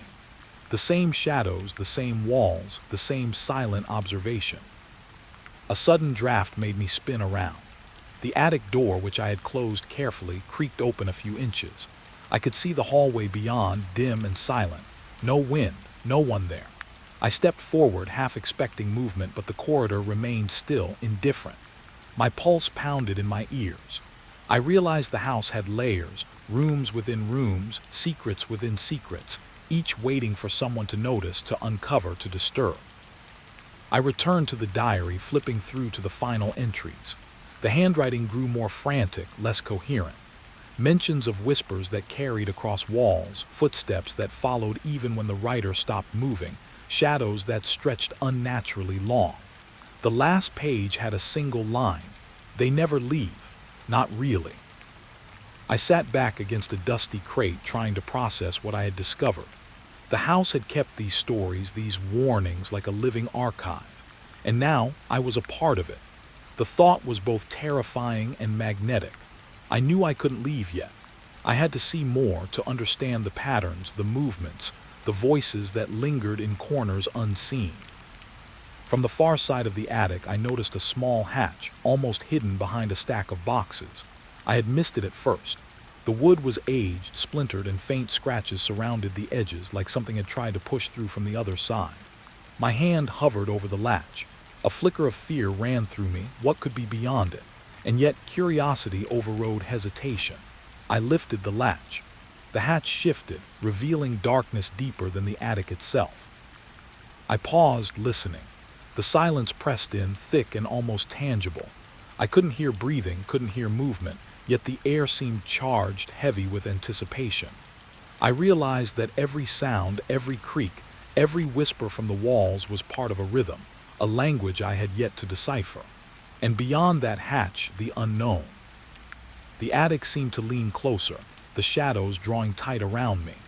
The house remembered everything, recorded everything, and now it was waiting for me to take the next step. I understood, in a way I hadn't before, that the locked rooms weren't just barriers, they were invitations. Invitations to uncover, to disturb, to witness the echoes of lives that had left traces too strong to ignore. I closed the diary gently, breathing shallow. The letters and photographs lay around me, fragments of stories suspended in dust. I knew I had to explore further, to follow the trail the previous tenants had left, to understand what haunted this house. And yet, a part of me screamed to leave, to descend the stairs and escape the oppressive weight of decades. I lingered at the hatch, hand resting on the wood. Somewhere deep in the house, a faint creak echoed, a small, deliberate sound, almost like a warning. I hesitated, feeling the weight of the attic, the house, the past pressing down. And yet curiosity was stronger than fear. I had moved in. I had unlocked the door. Now I had to see what lay beyond. The shadows seemed to pulse, as if breathing, waiting for my next choice. And I understood, finally, that moving through the house wasn't just about discovering objects or letters. It was about navigating memory, fear, and presence. The locked attic was not just a room. It was a threshold. I took a deep breath, gripping the edge of the hatch. I was about to step into the next layer of the house's memory, where the whispers and footsteps waited, where the stories of past tenants tangled with my own. And somewhere in the silence beyond, I felt the house watching, patient, certain I would not leave unchanged. I was in the kitchen unpacking boxes when the first creak came. Soft, deliberate, like someone stepping on the old floorboards above me. I froze, hands hovering over a stack of plates. My chest tightened. The house had been silent for hours, maybe days, maybe weeks. I hadn't heard anyone else move in here, and yet the sound had weight. I told myself it was probably the house settling. Old houses creak, floors expand, wood breathes. But the sound repeated, a slow sequence of steps, moving from one side of the house to the other, careful, deliberate, not random, not accidental. I could feel the rhythm in my chest, a low, subtle vibration that seemed to hum through the walls. I dropped the plate I was holding. It shattered on the tile, sharp fragments scattering. The footsteps stopped immediately. My pulse raced. I held my breath, listening. Silence. Nothing. And yet I felt watched, as if the space above was waiting, observing my reaction. I climbed the stairs slowly, gripping the banister. Each step groaned beneath me, a poor imitation of the sound I had just heard. I reached the hallway, flashlight trembling in my hand, sweeping the upper floor. Nothing. Bedrooms were empty, doors closed, drawers shut. But the air felt thick, heavy, charged with presence. Something was here, something that didn't want to be seen. I stepped into the hallway and froze. A shadow flickered at the far end, just beyond the doorway to the attic. I blinked and it was gone. I convinced myself it was my mind, my nerves playing tricks. But the unease didn't leave. It pressed against my skull, the way a storm presses on the horizon, inevitable and dark. I went into the first bedroom. The room smelled faintly of dust and something else, something metallic. I ran my fingers along the dresser. Nothing unusual. Yet the hairs on the back of my neck stood up. From somewhere above me, a floorboard creaked again, soft, measured, deliberate. Not random. Someone or something was moving above my head. I told myself I was imagining it. Maybe a raccoon in the attic, maybe a loose board, rational explanations. But the sounds kept coming, more confident this time, moving in patterns. Across the floor, back again, pause, then another shift. Almost like walking, almost like packing, almost like waiting. I moved toward the attic stairs. They were narrow, tucked behind a door I had kept closed since the first night. The handle felt cold beneath my fingers. I hesitated, listening. The steps above had stopped. Silence, too complete. The kind of silence that presses in and makes your own heartbeat sound like a drum. I pulled the door open. The attic stairs were dark, faint moonlight filtering through the single window at the top. Dust floated in the beam of my flashlight, motes dancing in the still air. The faintest whisper of movement brushed past me, or maybe it was wind, or maybe it was imagination. I climbed slowly, step by step, every creak of the stairs echoing louder than it should. The attic was empty, boxes and furniture stacked like forgotten memories, but the air smelled different, older, heavier, like someone had just been there. I swept the flashlight across the floor. Footprints, bare, small, pressed into the dust. Recent, not weeks old, not months. Recent. My hands shook. Whoever or whatever had been here had not left long ago. And yet the house was quiet now, deceptively quiet, as if holding its breath. I bent to inspect the prints. They led from one side of the attic to the other, stopping at a small hatch in the far corner.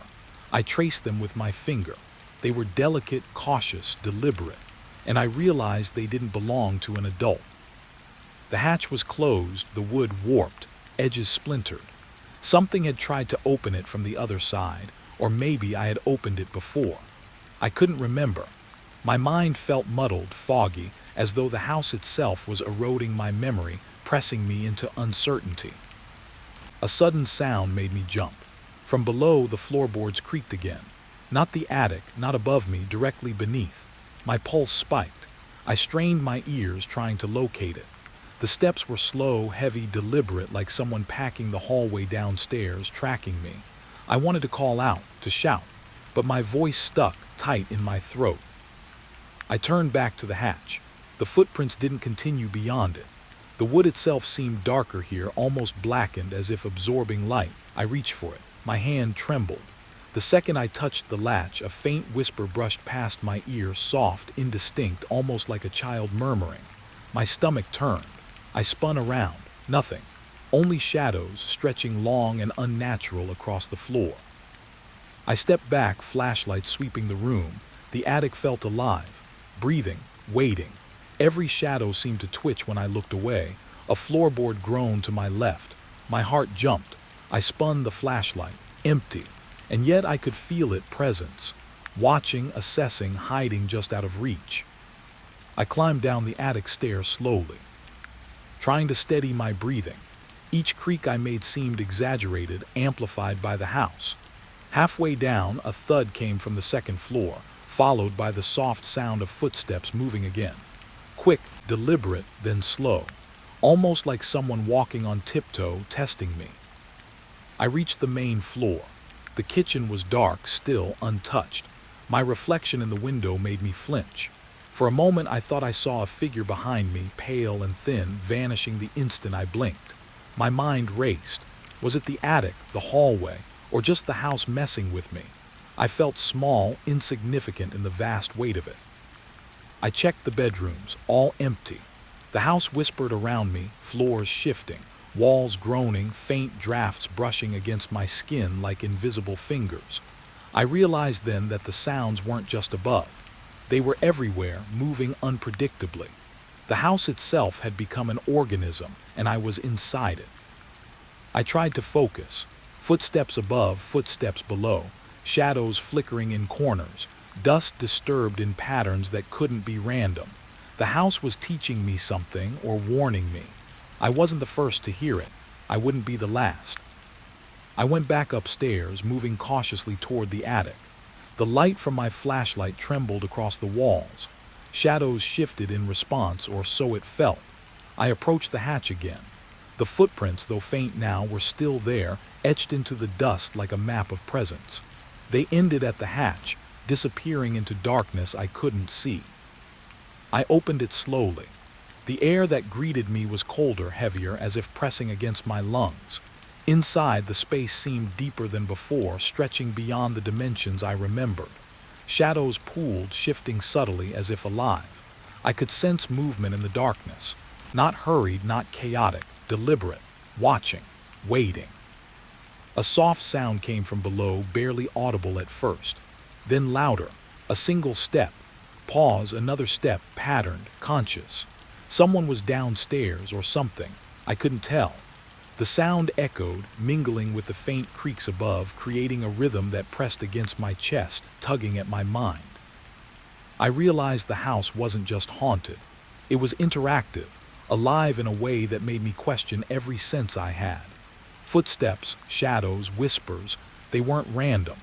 They were messages or tests. Every creak and shift of the floorboards felt like a warning I wasn't prepared to understand.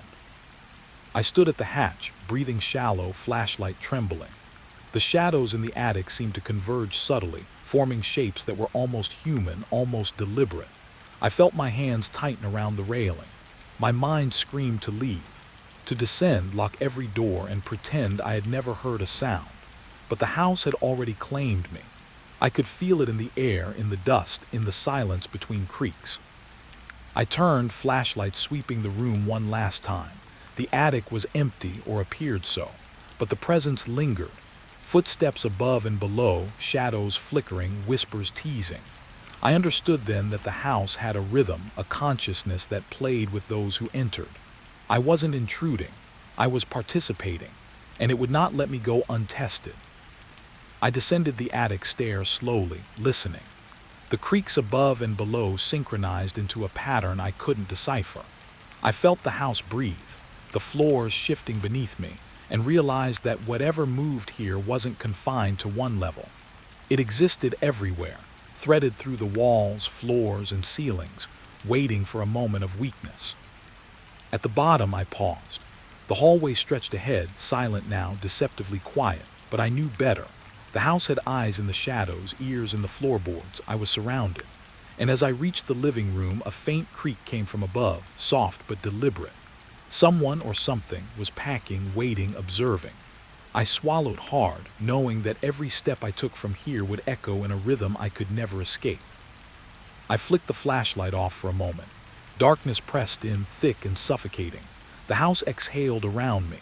I could hear the faintest of footfalls above, stopping, starting again, testing me. I switched it back on. Shadows stretched, recoiled, and I realized I wasn't alone. Not really. The house and whatever moved within it was aware of me, and it had not finished its game. I found the first letter the morning after the footsteps. The mailbox, rusted and crooked at the edge of the driveway, held a single envelope. My name was scrawled in handwriting I didn't recognize. No return address. I hesitated, fingers brushing the paper. It felt warmer than it should, almost alive in my hands. Inside, the page was blank except for a few words. Not random words, details only I could know. My routine. The coffee I'd left brewing too long last night. The way I stacked my plates after unpacking. I laughed nervously. Coincidence? Couldn't be. No one else had been here. By the next day there were more letters. One under the welcome mat. Another tucked between the panes of the living room window. Each one describing things I had done or thought earlier that same day. Simple things, mundane. But their precision was what unnerved me. Whoever, or whatever, was doing this knew the house as intimately as I did. Maybe better. I tried leaving a note in return. Simple, safe words. "Who is this?" I wrote. The next morning, a response sat neatly beside the coffee pot. My handwriting, but not my words. Phrases I would never write, describing memories I couldn't remember sharing. I stared, trembling. A chill brushed my spine. I began checking the house constantly, corners, closets, under beds. Nothing. No intruder. No footprints. No signs. Only the letters, each arriving with the uncanny timing of someone or something watching. Each one read like a confession of my life, and each one left me more unmoored. One evening I heard the faintest scraping at the door. I froze. My hands tightened on the envelope I just pulled from the mailbox.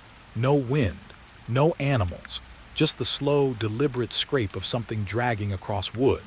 I peeked through the window. Nothing.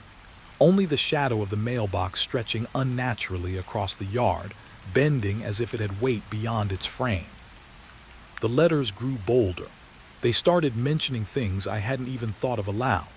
The sound of my phone vibrating on the kitchen counter. The way I'd hesitated before opening the attic hatch. The tiny scar on my hand from last week's box-cutting accident. I stopped leaving notes, stopped talking to anyone. The house had become a container for the messages, a theater where my life was displayed and analyzed. Every corner, every creak, every shadow seemed timed, orchestrated to make me look where I had looked, pause where I had paused. I tried leaving, driving away, telling myself that distance would break the pattern, but the letters followed. In the glove compartment, tucked under the windshield wiper, warm, precise, mocking. How had they known? How had they tracked me? And why, when the house felt empty and still, did I feel it breathing behind me, watching, waiting? I thought about calling someone, the police, friends, but what could I say? That letters arrived describing things only I knew. That the house itself seemed alive with attention. I didn't know if they would believe me, or worse, if I would believe me fully after days of constant unease. I began marking details in a notebook, keeping track of every letter, every mention, every impossible coincidence. Patterns emerged. Each note arrived at dawn, always 3 lines, always describing a small, mundane action. But the rhythm, the timing, the phrasing felt deliberate, controlled. And I started to see them differently. Not just letters, messages, direct communications. The house wasn't silent anymore. It spoke through the paper. One night I left a letter deliberately just to test it. "I see you," I wrote, hands shaking. Morning came. A response tucked into the mailbox. "I know," nothing else. 2 words, simple, terrifying. And suddenly the air in the house felt heavier, charged. It wasn't just the paper, it was everything. The floors, the walls, the shadows, alive, responsive, deliberate. I noticed small changes in the house. Drawers slightly ajar as though touched during the night. Books shifted on shelves. A faint indentation in the carpet where no furniture had been. Subtle, easy to dismiss, but too precise to be coincidence. Too deliberate to ignore. The letters were only the start. The house itself had begun to reply. I began packing the rooms, letters in hand, trying to predict the next. My thoughts raced. What did it want? How could it know so much? Each envelope deepened the unease, each word a reminder that I was no longer alone. And yet I had never seen anyone, never heard a voice. Only these scraps of paper and the heavy, observant silence that followed. I tried leaving clues of my own, small tests. Moved a vase slightly, left a window open, changed the direction of a chair. Every morning, letters noted it. They didn't scold. They didn't threaten. They just observed, chronicled, mocked almost. It was impossible. I was impossible. And the house seemed to enjoy my panic, my calculation, my trembling uncertainty. By the 3rd day, I realized the letters were shaping my perception. Every movement I made was cataloged, every decision anticipated. I looked at the mailbox differently now, not a simple container, but a channel. An interface between me and whatever intelligence had taken the house as its medium. And the thought twisted my stomach. If it could track me, could it follow me beyond these walls, beyond this street, beyond this town? I stopped sleeping well. Dread draped over me like a wet cloak. Footsteps, shadows, the faintest creak in the floorboards, all became part of a network of signals. I sensed presence where none could be seen. My own reflection startled me in mirrors. I imagined hands brushing the air beside me, leaving letters where they wanted, always just out of reach. I began to feel observed even in my thoughts. Then one day, a letter arrived with no envelope, simply left on the kitchen table. My handwriting again, but the message was not mine. "You cannot leave." I stared at it, shaking. Words I would never write, impossible phrasing, but addressed to me in my own voice. The house exhaled around me. I felt the walls bend, the ceiling stretch. Something ancient, deliberate, and patient filled the space. I realized with a mix of horror and resignation that the letters were not only messages, they were a method of containment, a way to tether me here, to observe me, to ensure I could not forget. And that tethering had begun long before I understood it, long before I had moved in or thought I was alone. I left one letter unanswered on purpose. Days passed, nothing. Then a note slid under my bedroom door in the dead of night. One sentence: "You left something unsaid." The words weren't accusatory, not exactly, but they were precise, cutting into the uncertainty of my mind. It knew me, and it had already judged my hesitation. The house had become more than structure, more than shelter. It was a living observer, using letters as tendrils to extend its awareness. Every movement, every thought, every pause, recorded, acknowledged, and replied to. I understood then that I wasn't being haunted by a person. I was being cataloged by the house itself, and its patience, its methods were meticulous. I stayed awake most nights, watching the mailbox, watching the floors, waiting. Every letter felt like a pulse of attention, a heartbeat of consciousness threading through the walls. I couldn't read one without feeling the weight of it press against my mind. I tried to imagine leaving, packing up, running, but I feared the letters would follow, spilling my secrets into the world beyond these walls. And I realized with a sinking, irrevocable certainty that the letters were not messages I could respond to on my terms. They were instructions I could not follow, puzzles I could not solve. Each one nudged me closer to something I couldn't name, something that had been waiting for me, patient, silent, in the cracks of the walls and the shadows of the hallways. By the time I held the latest envelope in my hands, I knew I had become part of a rhythm I could never break. The house had taken note of me, folded me into its awareness, and was now speaking in the only way it could, through letters, through silence, through the subtle pressure of being observed. And I knew, even as my hands shook and my pulse raced, that it would not stop until I understood, or until I ceased to matter at all. I started noticing it first in the corners of my eyes, shadows that didn't belong, the slight weight in the air when I entered a room, the way the floors seemed to shift under my steps as if the house was subtly adjusting to my presence. I told myself it was exhaustion, paranoia, but the feeling didn't fade. It grew. The letters had stopped, or so I thought, but the house itself had taken their place. I could feel it everywhere. In the kitchen, the refrigerator hummed a little differently, like it had been listening. The hallway stretched in impossible ways, corners that had been straight now subtly angled. The ceiling seemed lower in some places, higher in others. My eyes refused to trust what my mind insisted was normal. I sat in the living room, the dim evening light casting long shadows through the blinds. Each shadow felt alive, moving when I wasn't looking directly. I felt watched, not just by a presence, but by the house itself. Every object, every surface, seemed to hum with awareness. My hands shook as I traced the edge of the coffee table, suddenly certain it had shifted slightly overnight. I tried to leave, packed a bag, slung it over my shoulder. Every step to the door was heavier than the last. And then I noticed the door handle was warm, not just room temperature warm like someone had held it moments before, but no one had been here. I backed away, heart pounding, listening. Nothing. The quiet was thick, expectant, the house waiting. I began marking walls, floors, windows, anything I could touch to see if the house moved while I wasn't watching.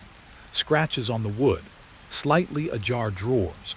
Even the rug in the hallway subtly shifted each morning. Every change deliberate, calculated. I stopped calling them coincidences. The house wasn't just old or creaky. It was alive, watching, responding. Sleep became impossible. Every creak of the floorboards, every whisper of wind against the siding felt like communication. I couldn't tell if it was external or internal. The house had blurred that line. My reflection in mirrors seemed to lag behind me, or catch angles I had not moved through. My own home, once safe, had become an organism, and I was under constant observation. Sometimes the presence manifested subtly. A chair facing the window when I swore it had been turned toward the wall. A door closed that I was certain I had left open. A book lying open to a page I had not read. It was the smallest gestures but precise. I felt like a character in a story written without my consent, monitored by a mind I could not see.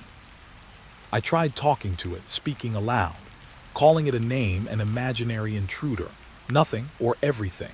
The air seemed to respond with a weight, a pressure that settled in my chest. I would stop mid-sentence, convinced the house was listening, reading, judging. And then it would do something, a creak, a slight movement, a shift in the light, a response, not direct but undeniable. I started leaving notes for myself, writing observations, anything to anchor my mind. But the notes changed overnight. Words rearranged. Sentences completed differently.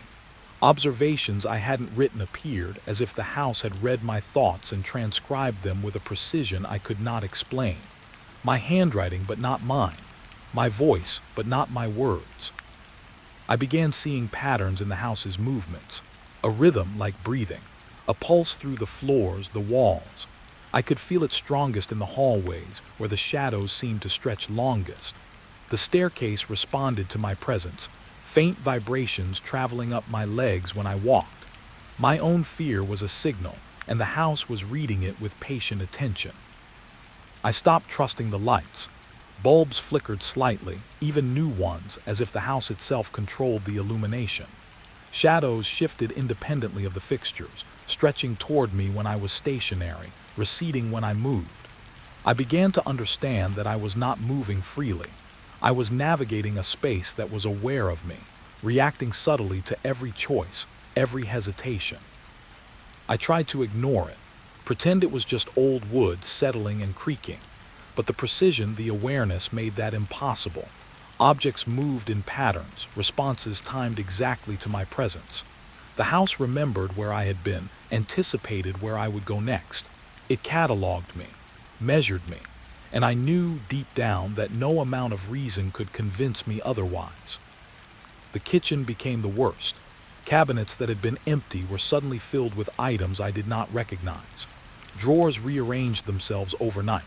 The refrigerator hummed differently, and sometimes I could swear I felt a pressure against my back when opening it, as though unseen hands were monitoring, guiding, nudging. I stopped eating for fear of the house knowing too much, consuming my decisions as it cataloged them. I left the windows open once, thinking fresh air might break the tension. By morning, the curtains had shifted to block the sunlight perfectly. The breeze that should have stirred them fell on the floor. The air inside felt heavier. I realized that even wind was not safe from observation. The house absorbed everything. My presence, my fears, my attempts at autonomy, they were not private. At night, the ceiling above me seemed lower, pressing down. I could feel it shift subtly when I moved in bed, a tangible awareness that watched me even as I closed my eyes. I imagined whispers in the corners, voices just beyond comprehension. But when I strained to hear, there was only silence. And the silence itself carried meaning, a patient, oppressive consciousness. I tried to leave again, packed everything I could fit into my car. As I stepped onto the porch, the door slammed gently behind me, though I had closed it. The porch light flickered in patterns that were not random. Shadows shifted toward me, not away. I paused. The house allowed me to leave, but it would not forgive me for attempting it. Not yet. Not without observing every movement, every hesitation. I realized then that the house had won. Not with violence, not with threats, but with patient, constant observation. It had infiltrated my perception, my routines, my sleep. I was cataloged, mapped, folded into its awareness. And yet it did not chase me. It simply watched, and my own fear ensured my compliance. My own body had become an instrument of the house's observation. I began to move differently, carefully, predictably, measured. I spoke aloud less, touched objects only when necessary. My presence became part of the rhythm the house expected, and still in every corner, every reflection, I felt it, alive, patient, omnipresent, watching from the floors, the walls, the ceilings. It knew me better than I knew myself. By the end, I understood a chilling truth. I was never alone, not in any room, not in any shadow. The house had absorbed me into its awareness, a constant observer of my every choice. My thoughts, my movements, my very presence were catalogued in ways I could not see, and I realized that leaving would not free me, not entirely. The house would remember. It would always watch. Even now, sitting in the living room, I feel it. The gentle pressure in the air, the faint creak of floorboards that should be still, shadows that stretch toward me as I breathe. I am home, but the home is more than walls and windows. It is a living presence, patient, precise, all-encompassing. And I know deep down that this observation will never end. I am catalogued, monitored, absorbed. The house watches, and I am aware that it knows I am aware. And somewhere in that knowledge, a single, lingering question remains. If the house can see me in every room, in every shadow, can I see it? I didn't want to be out that late, but somehow I was. The streets were unnervingly quiet, almost sterile, like someone had pressed pause on the neighborhood. Streetlights flickered on and off in uneven rhythms, shadows dancing in ways that didn't match the trees or parked cars. My footsteps sounded louder than they should, echoing against houses that seemed to lean closer with every step. Doors stood ajar. Not all of them, just a few, but enough to make my stomach tighten. I didn't know why I noticed. Doors left open at night wasn't strange, but these felt deliberate, like invitations or warnings. I wanted to turn back, but something kept me moving, a curiosity I didn't understand. I passed a house with the porch light swinging. I hadn't noticed the wind, but the light moved as if guided by an invisible hand. I paused, staring, and then I thought I saw a figure inside, a silhouette by the window, but when I blinked it was gone. My pulse jumped. I told myself it was a trick of the shadows, nerves, but my mind wouldn't let it go. A few steps further and I noticed a flickering upstairs light, one window in particular. It blinked like a hesitant eye, and for a brief moment it felt like it was following me. I stopped, held my breath. The street remained silent, too silent. No wind, no distant car, no barking dog, just the faint pulse of the light in that window. I tried to focus on the normal, the ordinary. Mailboxes, cracked sidewalks, leaves rustling faintly. But the ordinary didn't fit tonight. There was a pattern in the irregular flickers in the doors left open. My skin crawled at the thought, and yet I couldn't stop myself from scanning each house, each shadow, each hint that something was off. Then I saw it, a door down the block, wide open, though it led to a house I knew was empty, the faintest glow from inside. I could see the floorboards reflected in the light, clean and polished, but not touched by anyone for years. And yet there it was, movement. Slight, almost imperceptible, but it was there. A shift in the air. Something was inside, waiting, watching. I swallowed hard, my legs stiffening. I considered running, but curiosity rooted me to the spot. The street, I realized, had changed. Shadows shifted differently than the streetlight's sway. A bush near the sidewalk trembled without wind. My ears caught a soft creak from a porch several houses down. Nothing else moved. Nothing else breathed. Except what? I kept walking, each step cautious. The doors, the flickering lights, the impossible shadows, they seemed to mark a path, guiding me deeper into the neighborhood. My pulse raced. I tried counting steps, anything to anchor myself. But the houses began to feel closer together, like walls were pressing in. The air grew heavier, thick with a stillness that made it hard to think clearly. A light flickered violently in a house to my left. I froze. There was a subtle sound of sliding glass, soft and deliberate. Not wind, not animals, something deliberate. I held my breath and looked closer. The living room appeared empty, yet the curtain swayed just slightly, then stopped. My skin prickled. I knew I wasn't imagining it. I couldn't be. I reached the corner and thought about turning down the next street. But the shadows there were too thick, pooling like liquid against the pavement. And then in the faint glow of a street lamp I saw a reflection. It wasn't mine. A figure just beyond the reach of light, still, watching. I blinked and it vanished. I tried to convince myself it was a trick, another shadow, a passing car's reflection, but my chest tightened with recognition. It had seen me. And I hadn't seen it clearly enough to know if it was human. The houses felt alive now, breathing subtly, shifting in ways my mind shouldn't have noticed but did. Floorboards creaked where no one could be. Windows glinted as if catching a shape that wasn't there. I told myself to ignore it, but ignoring meant walking blindly into whatever waited further down the street. Then came a sound that made me stumble, a soft thump from above, like a footstep on a balcony, though the balconies were empty. Another, then another, following me in rhythm. I froze, heart in my throat. My own steps seemed too loud now, and yet I couldn't be making that sound. The timing was wrong, not mine, not human. I ducked into the shadow of a car, desperate to feel safe. My breath came out in uneven bursts.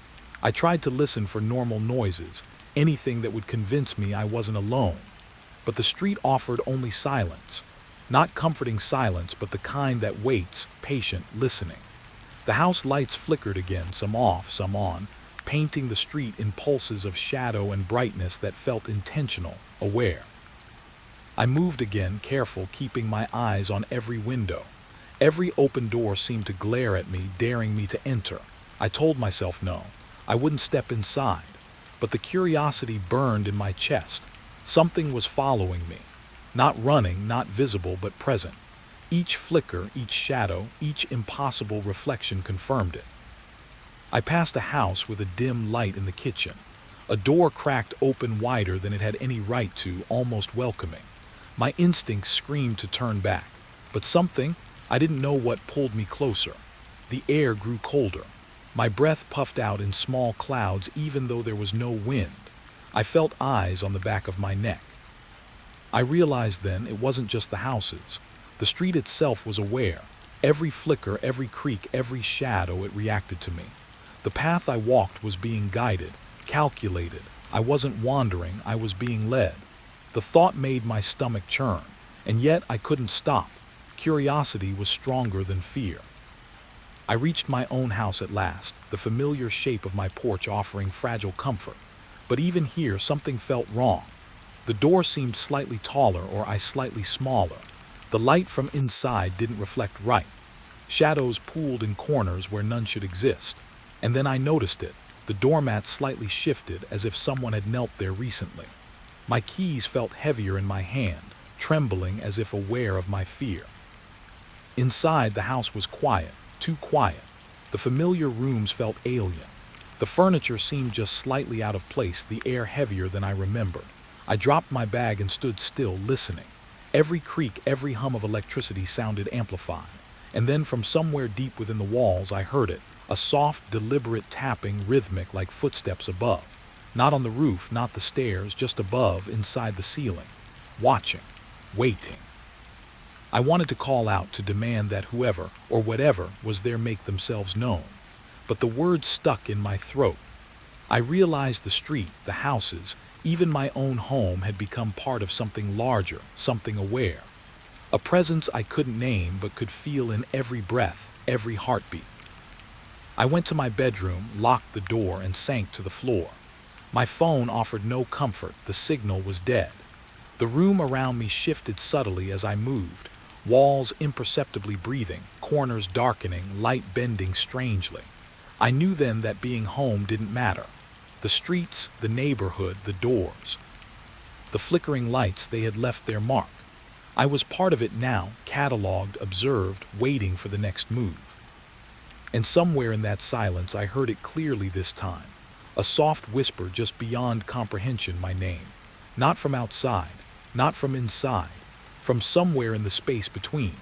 A presence that had followed me home, patient, unrelenting, alive. And I understood tonight wasn't over, not by a long shot. The street was empty, but the feeling of being watched pressed against my back like a weight I couldn't shake. I tried to convince myself it was paranoia, the leftover tension from last night's walk. But the houses whispered in the dark.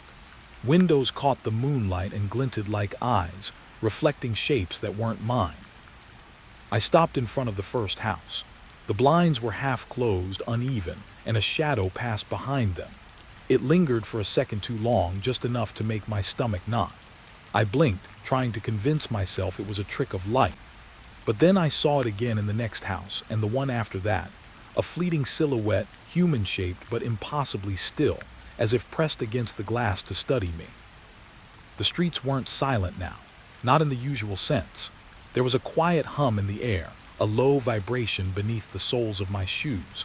I couldn't place it, couldn't name it, but it made my ears itch, my skin crawl. I walked faster, yet no matter where I moved, the windows seemed to tilt their gaze toward me. I felt like I was being measured, cataloged, accounted for. A light flickered in an upstairs window and my pulse jumped. The figure was there again, crouched, watching. I couldn't see details, not fully, but it felt intentional, precise, a presence that knew I could feel it. I ducked behind a bush, holding my breath, trying to force my heart to slow. The street remained unnervingly still, except for the faint, imperceptible creaks above, the kind houses make when they settle, but wrong. Wrong because they moved in rhythm with my heartbeat. I took a careful step forward, then froze.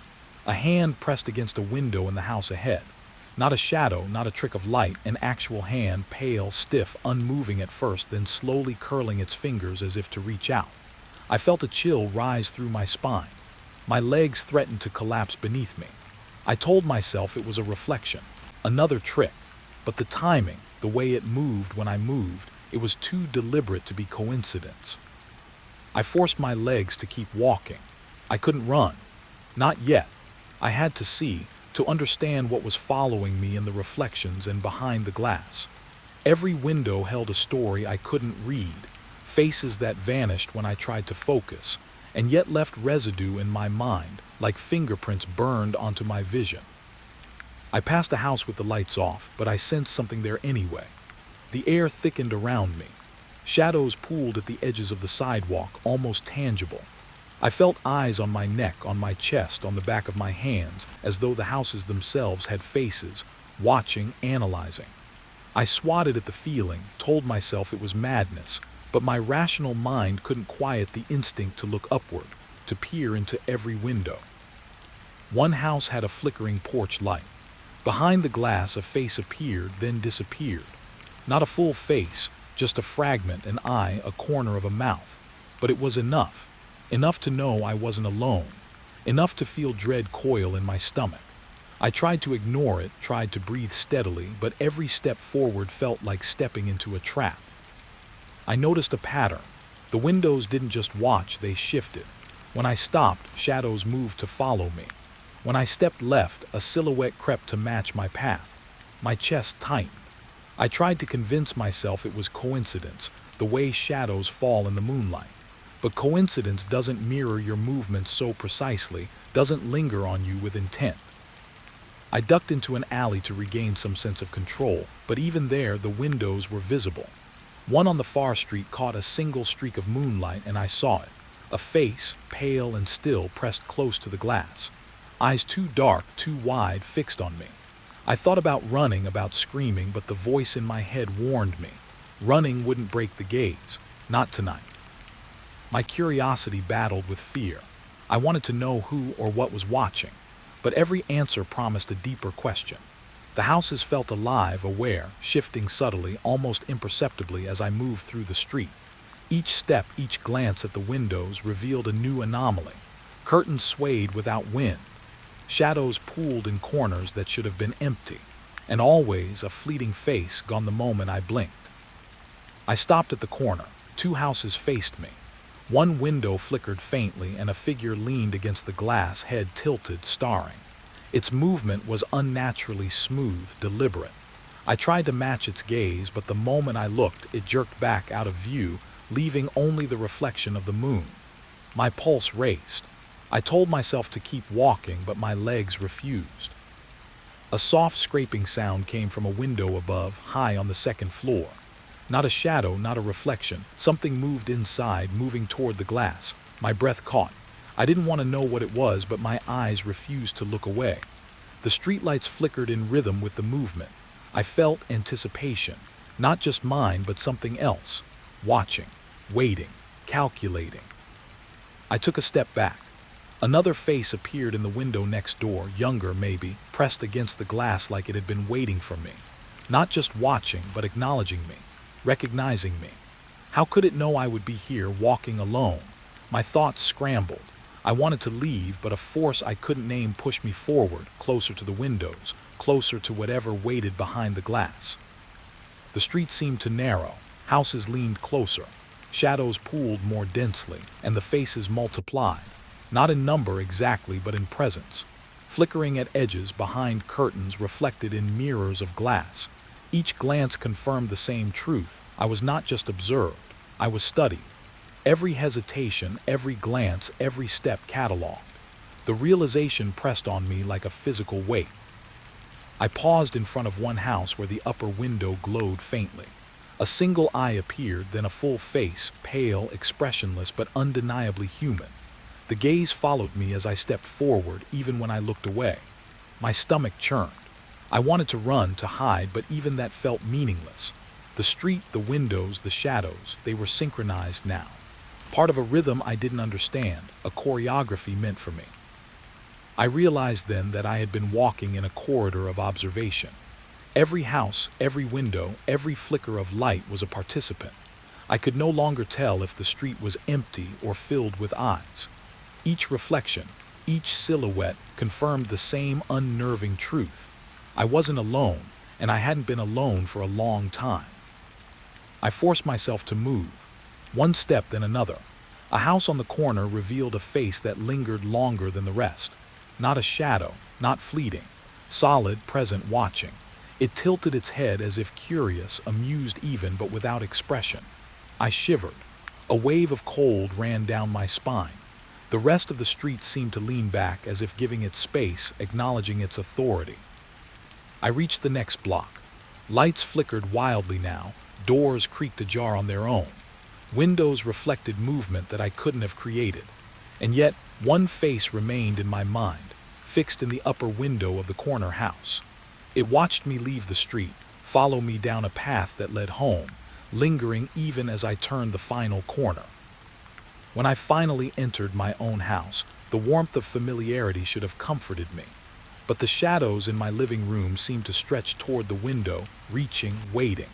And then I caught movement in the reflection of my hallway mirror, a pale face at the corner of the glass, gone the moment I tried to focus. I blinked, my hands shaking. The street was behind me, but the gaze wasn't gone. I realized something as I closed the door behind me. The windows, the faces, the flickers of light, they hadn't just watched me. They had followed. Not physically, but in attention, in intent. The quiet street had grown larger, stretching into my mind, and the faces, oh, the faces were embedded in my memory now, impossible to erase, impossible to ignore. Even as I sat on the couch, trying to calm my racing heart, I knew it wasn't over. Every reflection in the glass, every shadow cast by my own walls held the memory of those faces, watching, waiting, and the question that would not leave me. When would they step out from behind the windows, and would I even notice before it was too late? The ladder ended at a metal grate, corroded and stuck from years of neglect. My hands were raw from climbing, and my flashlight shook in the other. I shoved it open and peered down. Darkness spilled out like a liquid, thick and waiting. The smell hit me first, stale air, damp earth, rust, and something else I couldn't name. It made my stomach twist. I climbed down carefully, each footstep echoing, tiny against the vast emptiness. The tunnel stretched ahead, a black ribbon that seemed to absorb light.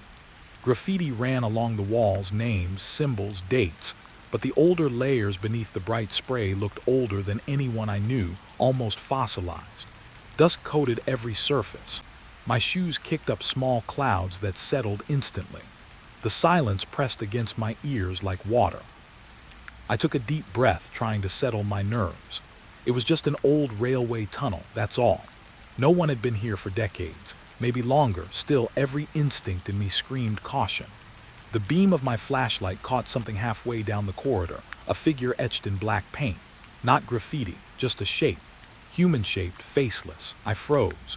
The tunnel seemed to respond, narrowing, walls closing in with shadows that weren't there before. I stepped forward, heart hammering. Each step sounded louder than the last, bouncing off the arched ceiling. My friends were behind me, voices muffled, distant, but I felt them close, part of me, part of this strange, cold place. The walls glistened with damp, and my light revealed handprints smeared across the grime. Old, dry, perfect. as if someone or something had walked here yesterday. A low breeze stirred, though there were no openings.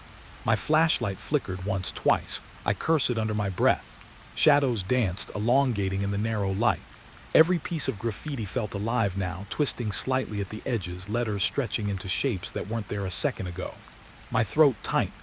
I told myself I was imagining it, that it was just the angle of the light, dust in the air. But a whisper seemed to ride the wind, almost speaking, almost calling my name.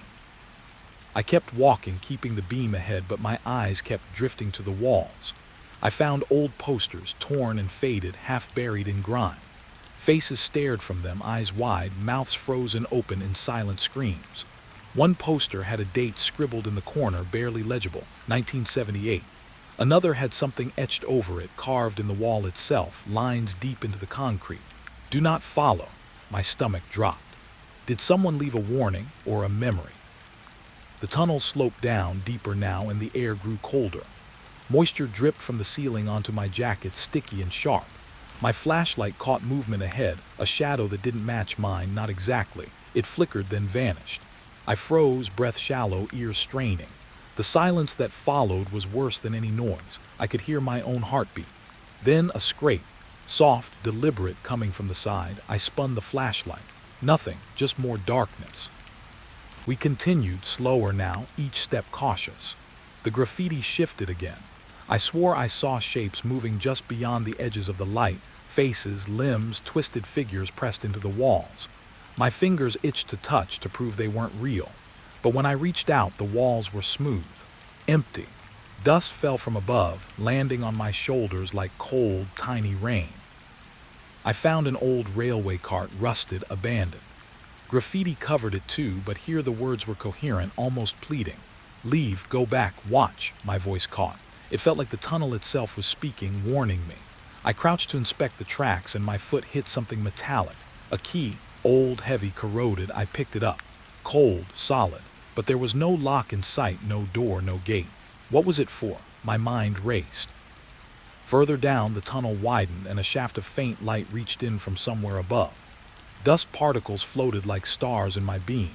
I could see old furniture, crates stacked in decay, newspapers yellowed with age. Every object was coated in thick dust, undisturbed, except one chair was tipped over. My heart thumped.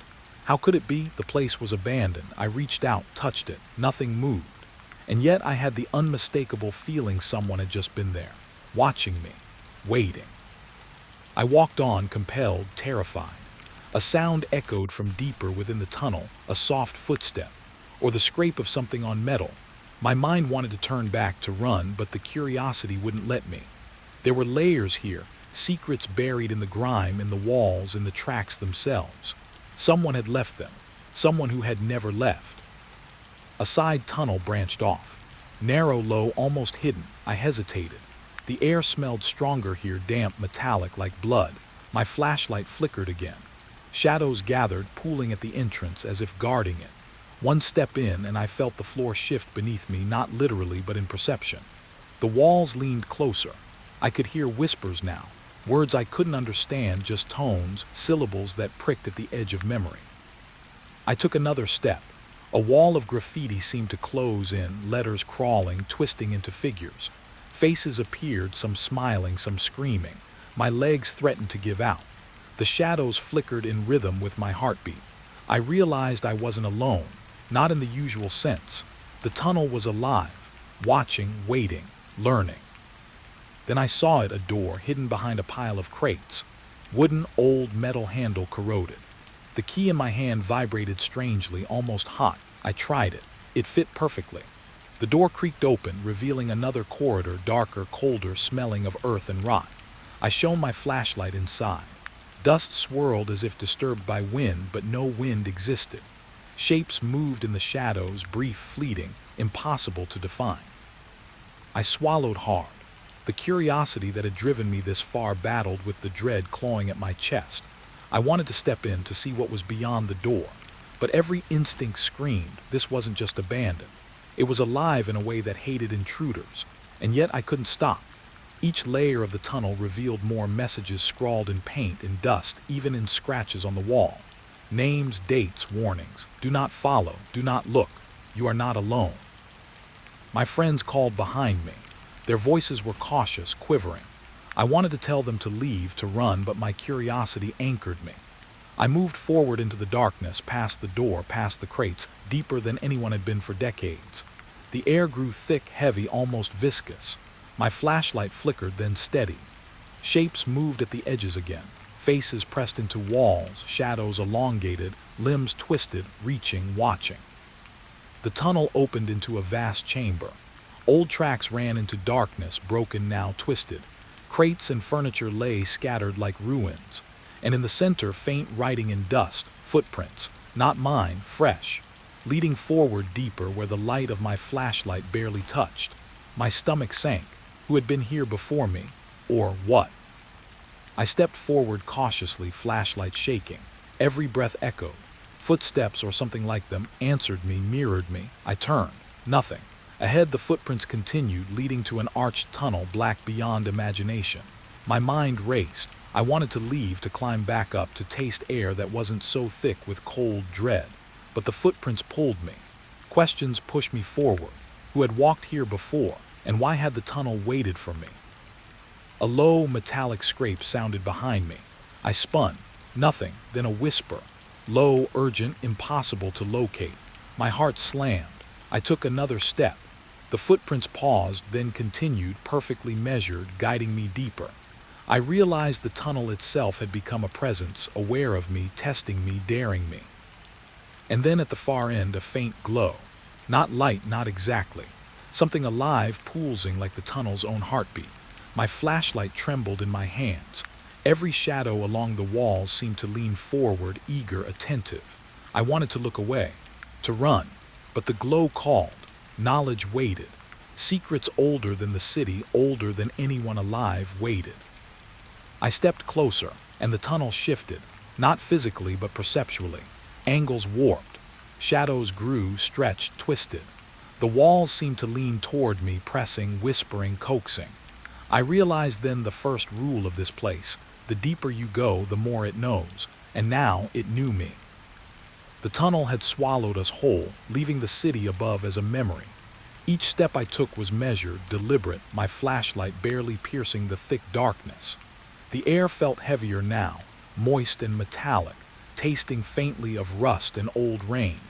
My ears strained against the silence, and yet the silence was alive.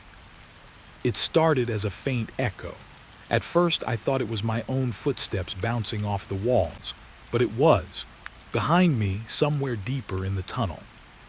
Another set of footfalls answered mine. Lighter, quicker, I stopped. The sound didn't stop. It matched my pause, almost mocked it. I swallowed hard, feeling sweat prick the back of my neck. It's just another explorer, I muttered, though no one else had gone this far yet. My friends were trailing, voices now quieter, hesitant. I wanted to call to them, to confirm we weren't alone, but the words stuck in my throat. What if the echo wasn't human? I shone the flashlight toward the walls. Graffiti twisted in the beam, letters elongating, faces forming at impossible angles. Dust shifted on the ground, settling too quickly. The echoes continued, circling, weaving around me. I spun slowly. Empty walls stared back. Yet the sound pressed closer, like wind brushing past my ears. A faint whisper followed. I froze. Words almost, but broken, fragmented, not human speech, not coherent. My mind wanted to shape it into something familiar. Run, it almost said. Go back. But it was teasing me, stretching reality into a fragile thread. I could feel my pulse hammer in my ears. Ahead, the tunnel narrowed, forcing me to duck under a low arch. My flashlight flickered. Shadows leapt and danced across the walls, forming shapes that weren't there before. One looked like a figure crouched in the corner, watching. I blinked. Nothing. I blinked again, still nothing. But the feeling didn't leave. Someone or something was moving with me, keeping pace just beyond sight. I tried to focus on the ground. Broken tracks, splintered wooden beams, scattered debris, and footprints. Not ours, smaller, almost childlike, careful, leading forward. I knelt, tracing the edges with my finger. They ended abruptly mid-step as if whoever or whatever made them vanished into thin air. My heart skipped. How could Prince disappear in solid dust? Voices reached me next. Low murmuring carried by the tunnel, multiple, sometimes overlapping. Sometimes a single tone stretched thin, hovering just beyond understanding. I spun in a circle. My friends' voices came from behind, but these were different, softer, echoing from ahead, from every direction at once. My hands shook as I gripped the flashlight tighter. I moved on, compelled despite fear. The echoing footsteps had become a rhythm now, synchronizing with mine, then lagging, then speeding ahead, taunting. I wanted to call out, ask who or what was following, but the sound of my own voice seemed to vanish before it reached the walls. The tunnel had swallowed it. A side alcove opened unexpectedly. Shadows pooled like ink. I could see crates stacked haphazardly, covered in dust, old newspapers scattered. But one crate was different. It rocked slightly, though no wind existed. My flashlight caught the edge, and for a fraction of a second a figure crouched behind it, pale, faceless, and impossibly still. I blinked. The crate lay untouched. I was alone, yet I was. I pressed forward. The voices grew clearer, though still nonsensical. Patterns emerged in the murmurs, rhythm like someone packing, whispering in sync with the echoes of my steps. I could almost translate them. A warning, a name, something familiar. I shook my head violently. My mind wanted coherence, but coherence had left this place decades ago. Dust swirled at my feet. My flashlight beam caught scratches along the walls, lines too precise for decay alone. They traced upward, higher than anyone could reach without a ladder. Shapes within the scratches seemed to twitch when I looked away. I felt watched, probed, as if the tunnel itself had awareness. Then a sound that wasn't footsteps, a low scrape. Behind me, close, metal against stone, my pulse spiked. I spun the flashlight, empty corridor. No crates, no rails, no figure, just endless darkness stretching into the distance. The scrape echoed again, circling, teasing, impossible to locate. I tried to rationalize. Water leaking, wind shifting debris. But every logical explanation fell apart under the weight of instinct. I could feel intelligence here, patience, playfulness, something enjoying the hunt, and I was the prey. We reached a bend where the tunnel widened slightly. Shadows pooled in irregular patterns. I stepped carefully over broken tracks and wet patches, and then I saw them, faces, hundreds of them pressed into the walls, not drawn, not painted, embedded. Twisted expressions, mouths open, silent screams frozen forever. My stomach lurched. I wanted to look away, but curiosity anchored me. Whose faces? How had they ended here? I noticed movement at the corner of my eye. Tiny, subtle. A figure darted from one shadow to the next. Too fast to fully see, but humanoid, hunched, gliding across the floor. I followed with the flashlight. It vanished behind a wall, leaving only the echo of its steps. Mine followed, instantly synchronizing, teasing, mocking. I realized then the echoes were not empty. They were alive. They were aware of me. A side tunnel branched off, narrow, lower than the main passage. I felt a pull toward it, magnetic, irresistible. The voices emanated stronger from there, more distinct, almost melodic. I hesitated, hand on the wall. Every instinct screamed to leave. But a whisper, soft and coaxing, seemed to answer. Go deeper. I swallowed, taking the first step in. Immediately, the temperature dropped. Breath fogged the air. Dust thickened, swirling unnaturally. My flashlight caught movement again. A shadow flitting across the wall, limbs twisted, impossible angles. The whispers joined with the footsteps, forming rhythm, almost language, almost command. My heartbeat matched the tempo. I was dancing to the tunnel's will, trapped in its pattern. I stumbled over debris. The floor felt alive beneath my shoes, vibrating subtly, pulsing. The echoes of footsteps multiplied, now surrounding me, circling, chasing, retreating, then advancing again. I spun, my flashlight slicing the darkness. Faces pressed from the walls, eyes empty yet knowing, lips moving in silent repetition. My knees weakened. How long had these echoes waited? How long had they been practicing? Then silence, sudden, complete, my ears rang. The The tunnel exhaled almost visibly as if satisfied with my fear. My pulse thundered. I glanced back toward the main passage. The echoes had stopped, or perhaps they had never moved. The thought twisted my stomach. The tunnel had not echoed randomly. It had responded to me, learned me, anticipated me. A low, almost imperceptible hum began from deeper within. Not mechanical, not wind. Alive, growing, vibrating through the walls and floor in harmony with my heartbeat. The tunnel was no longer a place. It was a presence, an entity aware, waiting, patient. I realized the first mistake, curiosity. It had lured me in, studied me, and now I had nothing but time before it revealed itself fully. I kept moving forward, flashlight trembling. Shapes flickered just beyond reach. Footsteps echoed, now irregular, stuttering, almost hesitant, as if testing me. I wanted to run, but running would only escalate it. The echoes were training, probing, learning, and so was I. I focused, breath shallow, senses sharpened. I had to survive this interaction, understand the rhythm, or be lost to it forever. Ahead, a faint glow shimmered. Not electric, not natural, warm yet cold. My flashlight caught something else, prints in dust leading straight to it. They were my size, my shape, but older, worn, impossible. A ghost of myself, or someone the tunnel had claimed before. My pulse quickened. I stepped closer. The glow pulsed in tandem with the whispers, guiding me, daring me. The echoes returned, but now a chorus. Surrounding, closing in, a test, a warning, I couldn't tell.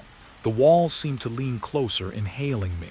Every shadow stretched toward me, attentive, intelligent. I realized I had entered a place that remembered, that reacted, that waited for the right visitor, and it had chosen me. I stood at the threshold of the glow, flashlight shaking in my hands. The echoes circled, whispers urging, shadows stretching, pulling. One step forward and I felt the presence fully, immense, aware, ancient. I realized then that discovery was not the goal. Understanding was not enough. Presence here was everything, and I had been noticed. The deeper we went, the narrower the tunnel became. Dust hung in the air, catching the beam of my flashlight in motes that looked almost like tiny sparks. The echoes from before were gone, or maybe I had just stopped noticing them, but something else had started. Marks. At first I thought they were scratches in the stone, random and meaningless. But as I passed, the shapes became clearer, symbols, letters, names. Some of them were unfamiliar, angular, almost carved with precision. Others were written in a script I knew, my own language. My name, and not just mine. My friends' names too, fresh. Like someone had just been there, tracing the letters while we weren't looking. I stopped. My hand hovered over the wall. The dust felt heavier here, clinging to my skin. I pressed my palm against a symbol, sharp edges, slightly warm, and recoiled. It wasn't cold stone. It was almost alive, pulsing under my touch. My heart thudded in my chest, a drumbeat that seemed to synchronize with the faint scratching sound from deeper in the tunnel. "Did you see this?" I whispered, voice shaking. My friends were behind me, hesitant. They nodded, eyes wide, fingers trembling as they traced other marks. I wanted to laugh, to tell myself it was graffiti, but it was. Not this time. Someone or something was marking the walls with knowledge of us, knowledge of me. I moved forward, flashlight sweeping over a longer stretch of wall. Names and symbols intertwined, forming patterns I couldn't understand. Some repeated like a signature. Others changed, morphing as I watched, lines stretching and curling in impossible ways. I blinked. When I looked again, a new name had appeared. Mine, and beneath it a date, today. I staggered back, heart hammering. How could that be? No one else had been here. The tunnel was sealed behind us. No light had entered from above. And yet here it was, proof that we were being watched, recorded, followed. My fingers itched to touch the wall again, to see if the markings would change, but a deep, instinctive fear stopped me. The scratching grew louder. Not behind me, not ahead, but all around. I spun in place. Shadows shifted in the corners of my vision, tiny movements against the edges of the flashlight's beam. I could feel eyes. Thousands of them, unseen, yet aware. The tunnel itself seemed to lean inward as if curious. One symbol caught my attention. It glowed faintly in the dim light, not a color I could name. My breath fogged as I leaned closer. The lines twisted and writhed like living ink. And then it shifted, forming a word, a warning. Leave. I swallowed. My voice felt trapped in my throat. I wanted to respond, to say we were just exploring. But no one had ever been safe here. The walls weren't neutral. They were intelligent, attentive, patient. Footsteps returned. Slow, deliberate, circling around me now. Not random, methodical. Each step pressed into the dust with a weight that seemed to echo my own heartbeat. My friends held close, but I could feel them shrinking inward, terrified. I could feel the tunnel watching them too, learning their rhythm, their fear. I pressed on. The marks multiplied with every step. Names, dates, symbols, some of them I didn't recognize.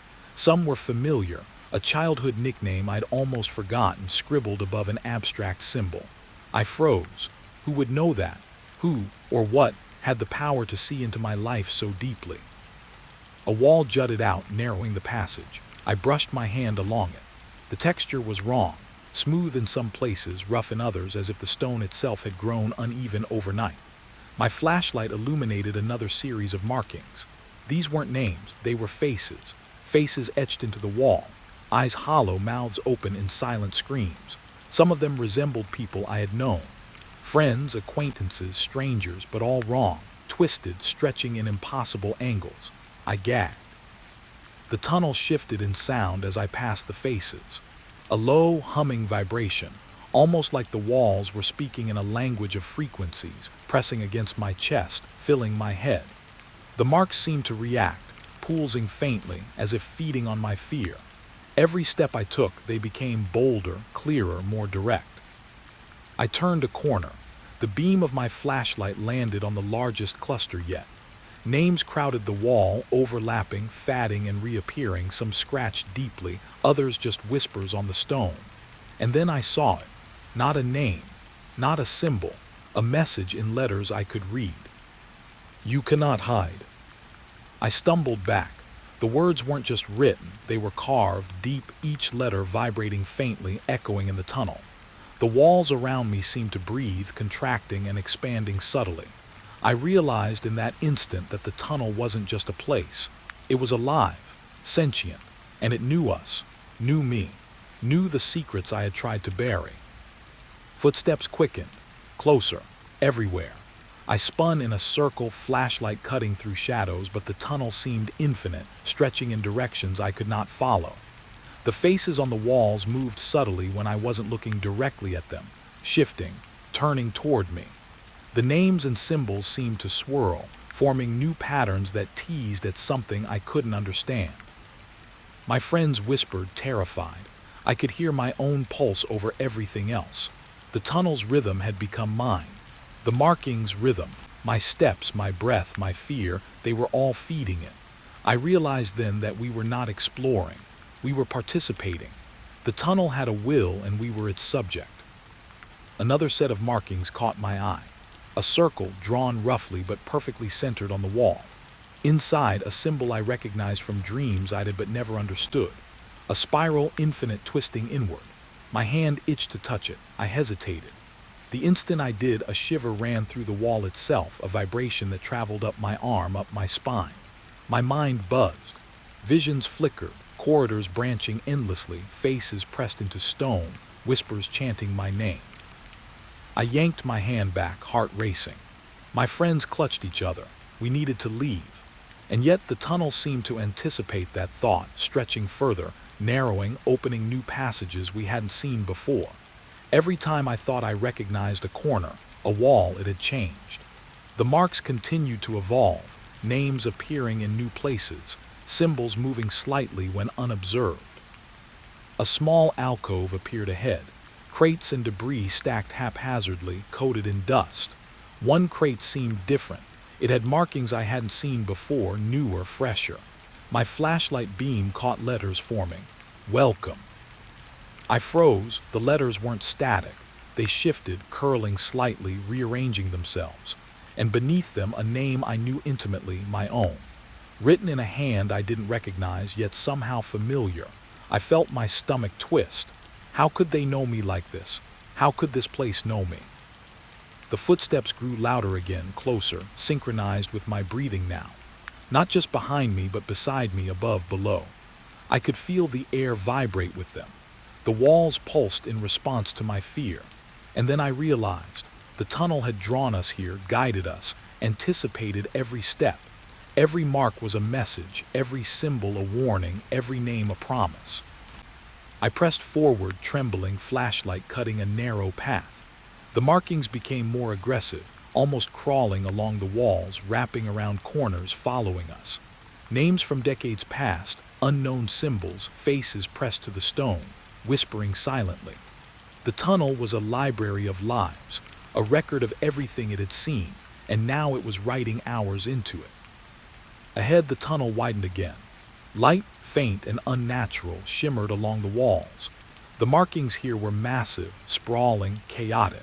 Symbols intertwined with names and faces, forming a tapestry of everything this place had consumed.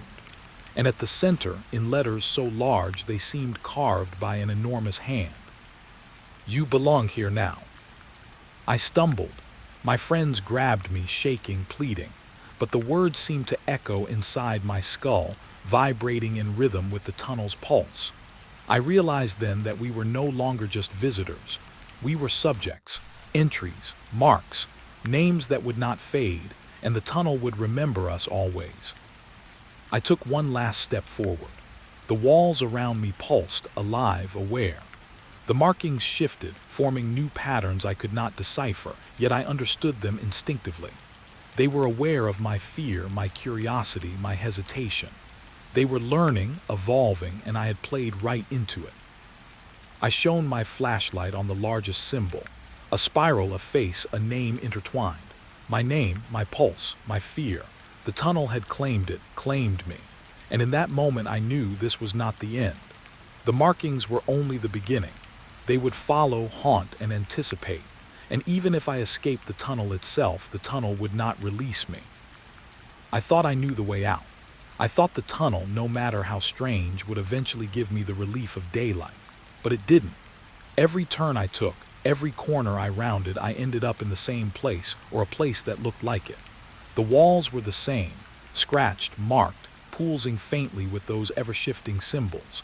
Names appeared I hadn't noticed before, etched in letters that made my stomach twist. I stopped, chest heaving, flashlight beam shaking. My friends were silent behind me, their eyes darting from wall to wall, trying to convince themselves this was just a maze, just bad luck. But I felt it deep in my bones. The tunnel was changing, or maybe it had always been changing. And I'd only just realized it. A doorway I had passed a minute ago was now gone. Where I had seen an opening, there was solid stone. I pressed my hands against it, expecting a seam, a crack, anything, but nothing gave. The walls felt alive under my fingers, cold in one place, almost warm in another, like they were breathing. And then I heard it, a low, almost inaudible laugh, reverberating from everywhere and nowhere. "Did you hear that?" I whispered, voice trembling. My friends nodded, faces pale. No one spoke, but I could feel the same thought in all of us. We were lost, not just physically. Something else was shifting, not just the tunnel, us. I turned another corner. I thought I recognized the path, but the floor was different. Dust patterns I had memorized were gone. The walls leaned in closer, narrowing the ceiling, forcing my shoulders to tilt. I felt claustrophobic, trapped. The flashlight flickered. Shadows danced along the marks, stretching into shapes I didn't want to identify. Faces, hands, symbols, names, all moving slightly when I wasn't looking directly at them.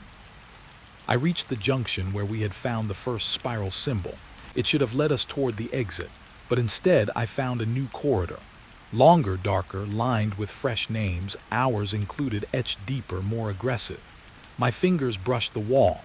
The carvings pulsed faintly under my touch. The tunnel was aware of us, reacting to our panic, feeding on it. The whispers started then, soft at first.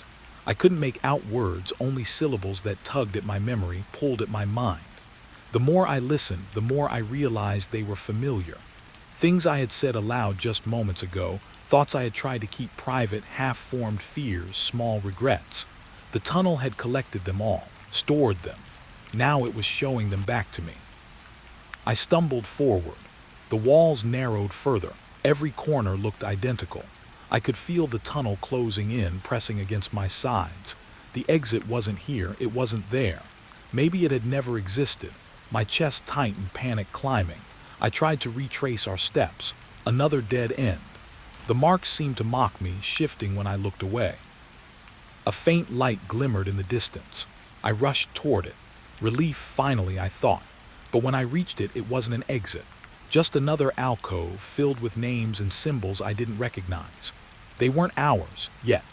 They moved subtly when I looked away, like the walls themselves were alive, preparing for someone else to come, someone to leave a mark that would never fade. Maybe it's not meant to have an exit, I whispered to myself, voice barely audible. The laughter returned, low, deep, resonating in the walls themselves. I spun, flashlight darting, but the source was everywhere and nowhere. The marks pulsed in response, names glowing faintly, symbols shifting, forming patterns I almost understood. Almost. My stomach churned. I wanted to scream, but my voice caught. The tunnel didn't want sound, it wanted attention, fear, focus. It wanted us to know it was watching, waiting, learning. I tried to calm myself. Breathe, think, rationalize. But each corner I turned led to more of the same. Corridors folding back on themselves, new markings appearing, names I hadn't noticed before.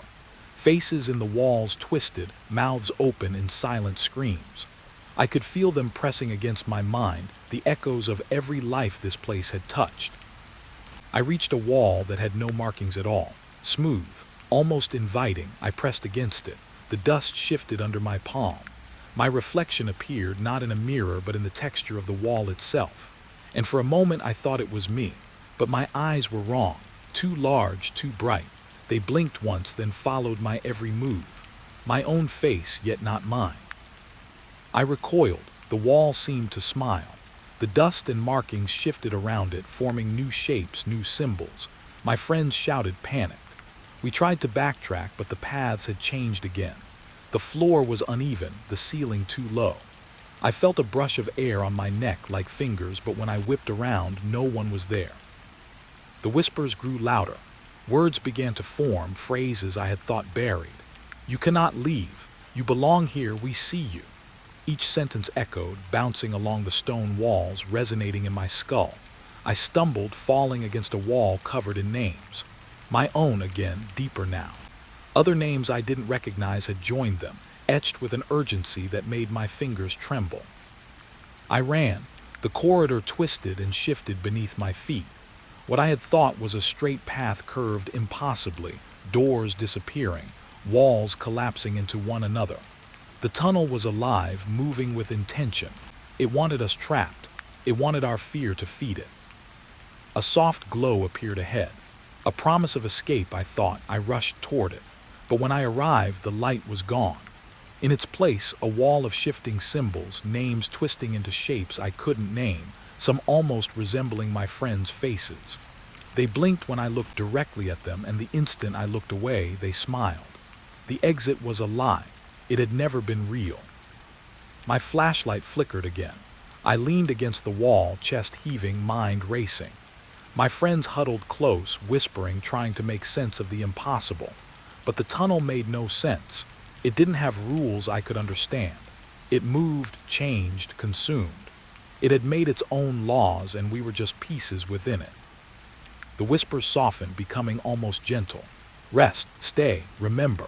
The voices were coaxing now, seductive. I wanted to obey, wanted to let go, but something inside me rebelled. Something human, stubborn. I forced myself to take another step into the twisting corridor. Names and symbols danced on either side, shifting, pulsing with awareness.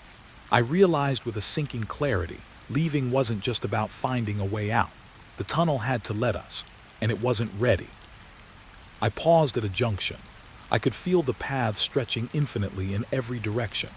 Every choice seemed wrong, every corridor alive, watching, learning. I could hear the laughter again, faint, mocking, like it was inside my head. I realized then that the exit had never been a place. It was a state, a permission, Something we could not claim no matter how fast we ran, no matter how desperately we searched. A name appeared before me, glowing faintly. Mine, and beneath it a question: will you stay? I wanted to scream. I wanted to fight, but the tunnel was patient. It had all the time, all of the time.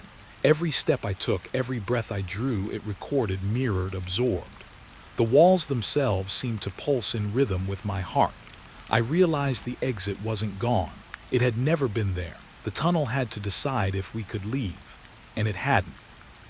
I pressed forward, flashlight shaking. The corridor twisted impossibly, walls folding in on themselves. Names and faces pressed toward me, whispering, pulsing. I could feel the tunnel watching my fear, learning my patterns, anticipating my thoughts. And with each step, I knew that it remembered everything. My fear, my friends, our names, our faces. Every misstep, every thought, every moment. The whispers grew quiet, almost approving. And I understood then, leaving wasn't just about finding the exit. It was about surviving the awareness, surviving the tunnel itself. And I wasn't sure any of us could. It was exactly midnight when the phone rang. I froze mid-step, holding my cup of lukewarm coffee. The security office was empty, quiet, the hum of the fluorescent lights the only sound. My fingers hovered over the receiver. Instinct told me to ignore it, but curiosity, or maybe some kind of stupid habit, won. I lifted it. Nothing, silence, just the faint static of the line. I listened, waited, my heartbeat filling the pauses. I told myself it was probably a misdial, but even as I hung up, a shiver ran down my spine. That silence felt too precise, too deliberate. I tried to shake it off. I walked over to the monitor wall, flipping through the camera feeds. Empty corridors, locked doors, nothing unusual. Yet every time I glanced at the main entrance feed, I felt eyes on me. A trick of the light, I thought, maybe a reflection. My mind was playing games. The phone rang again, same time, midnight sharp. My hand jerked toward it. Silence when I answered, just that static hum. It wasn't a normal line noise. It felt alive, listening, waiting. I gripped the receiver tighter, trying to force my mind back to reason. I sat in my chair, rubbing my eyes. The fluorescent lights flickered once, then steadied. But I noticed something in the corner of the monitor, a shadow lingering just outside the range of the cameras. I leaned forward. Nothing.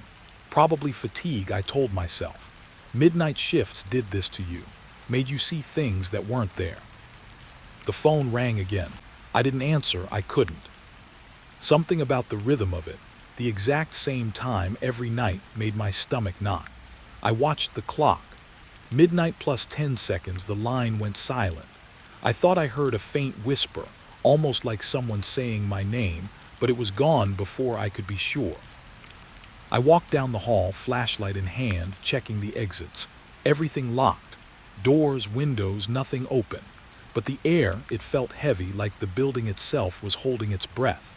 My reflection in the security glass looked pale, eyes wide. I caught movement behind me. Quick, subtle, gone when I spun around. Back at the office, the phone rang again. My chest tightened. I let it ring, watching the display. No number, just unknown. I wanted to walk away, pretend I didn't hear it, but some part of me couldn't. I picked up, voice barely steady.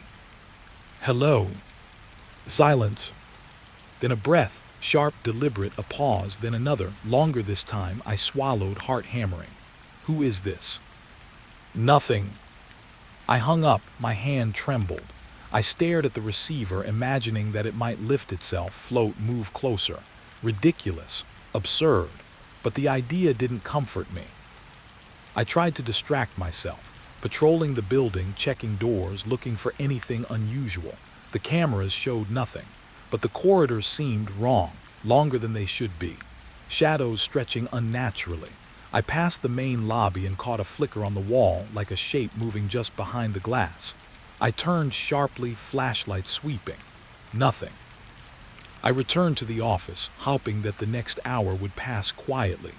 The clock ticked toward 1, my nerves taut, every sound amplified. Then the phone rang again. I froze, the display was blank. I didn't answer, I couldn't, but curiosity, or maybe dread, made my hand twitch toward the receiver. I stared at it. The line stayed silent. No dial tone. Nothing. I leaned back in my chair, chest heaving, trying to convince myself I was imagining it. And then I heard it, faint, almost beneath the hum of the fluorescent lights. A whisper, my name, clear, slow, deliberate. My skin crawled. I checked the camera feeds. Nothing. Not a person, not a shadow, not even a trick of the monitors, just empty halls. I picked up the receiver again, hands shaking. Hello. Silence. Then a click. A sound like static stretched into a voice. Words I couldn't quite make out, but I felt them. Deep, pressing, as if the building itself was speaking into my mind. My fingers trembled, knuckles white. I hung up again, trying to steady my breathing. I told myself it was an old system glitch, a prank, fatigue, but my gut told me otherwise. That silence, that precise timing, it wasn't a mistake. I moved to the lobby. The main doors were still locked, but the air felt colder here. My breath fogged in front of me, though the heat had been constant all night. I thought I saw movement, just a flicker of something near the elevator, a shadow against the far wall. I stepped closer. Nothing. But the feeling remained, like the building was aware of me, watching my every move. I returned to the office. The phone rang again. I didn't answer. I couldn't. My eyes, however, were drawn to it. It sat there waiting, silent, still. Then the display lit up for a split second. Not a number, not a word, just a symbol. Faint, glowing, gone before I could focus. I leaned back in my chair, forehead pressed to the cool plastic of the receiver.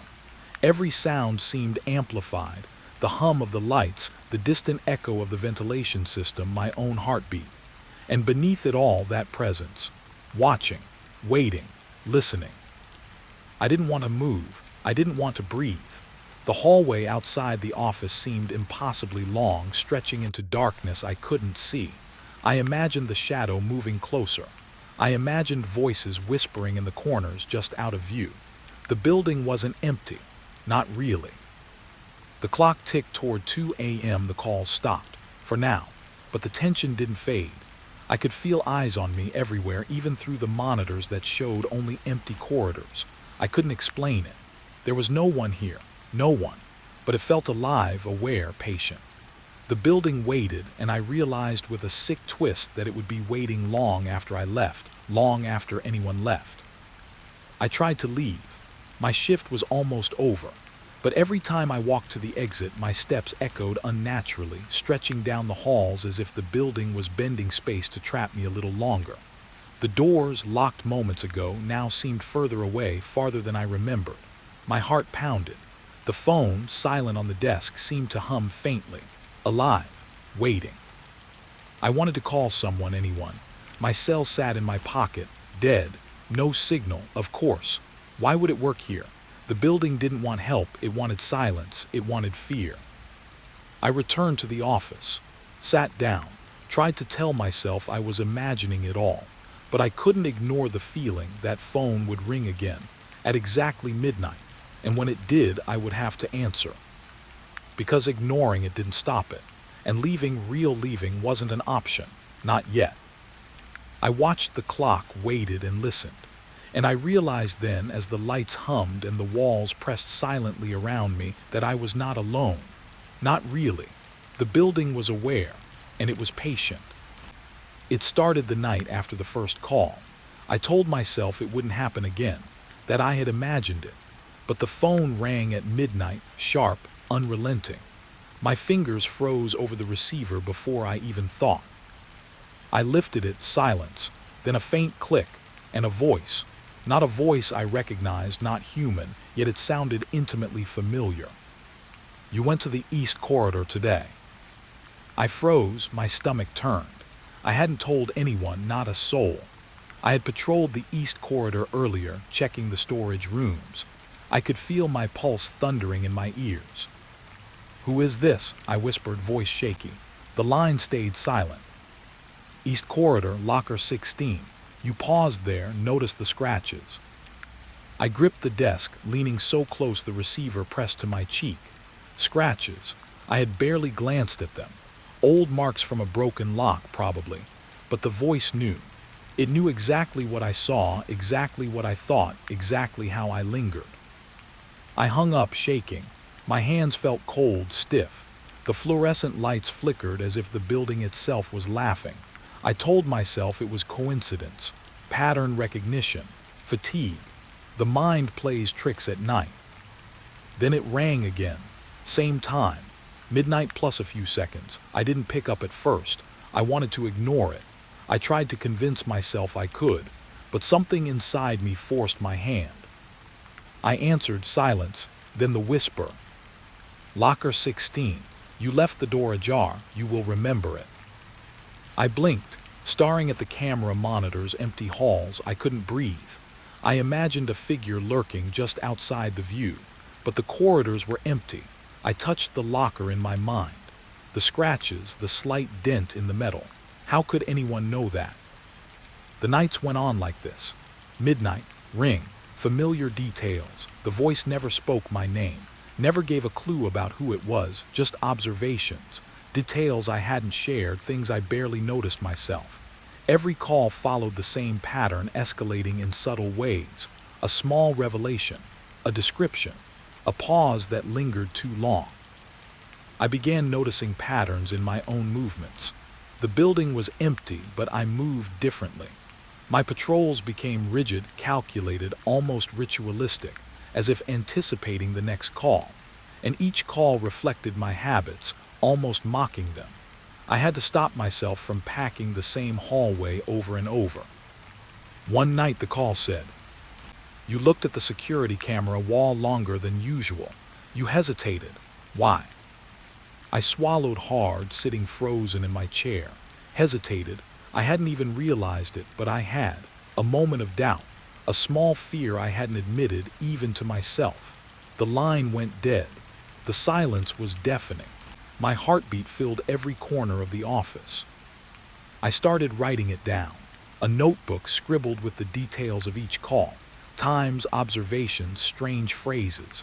The building felt alive as I wrote, humming under the fluorescent lights. Shadows shifted just beyond the monitors, corners of the hallway bending unnaturally. I told myself it was paranoia, that it was fatigue, but the calls were not random. They followed me. They learned me. One night the call said something new. "You skipped the west stairwell today. You were afraid." I swallowed, afraid. I hadn't admitted that even to myself. My pulse raced. My body stiffened. Every corridor in that building suddenly seemed longer, the air heavier. I imagined the stairwell stretching, folding in ways it shouldn't, as if the building could rearrange itself around my fear. I began noticing small shifts in the environment. Doors that had been locked now ajar for a second before I closed them.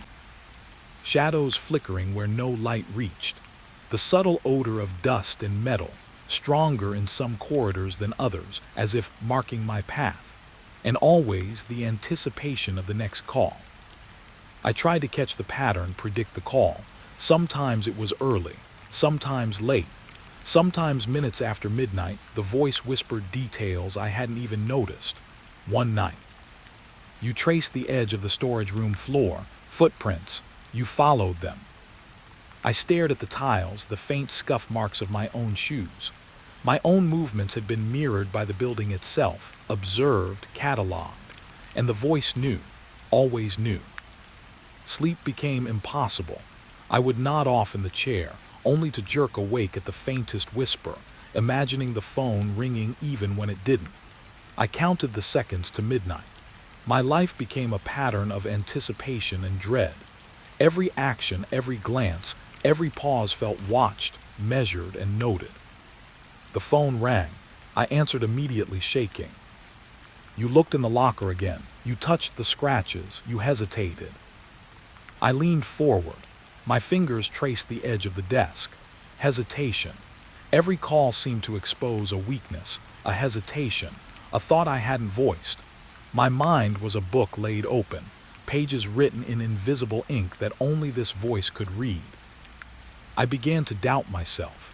Every memory, every recollection of that building felt tainted.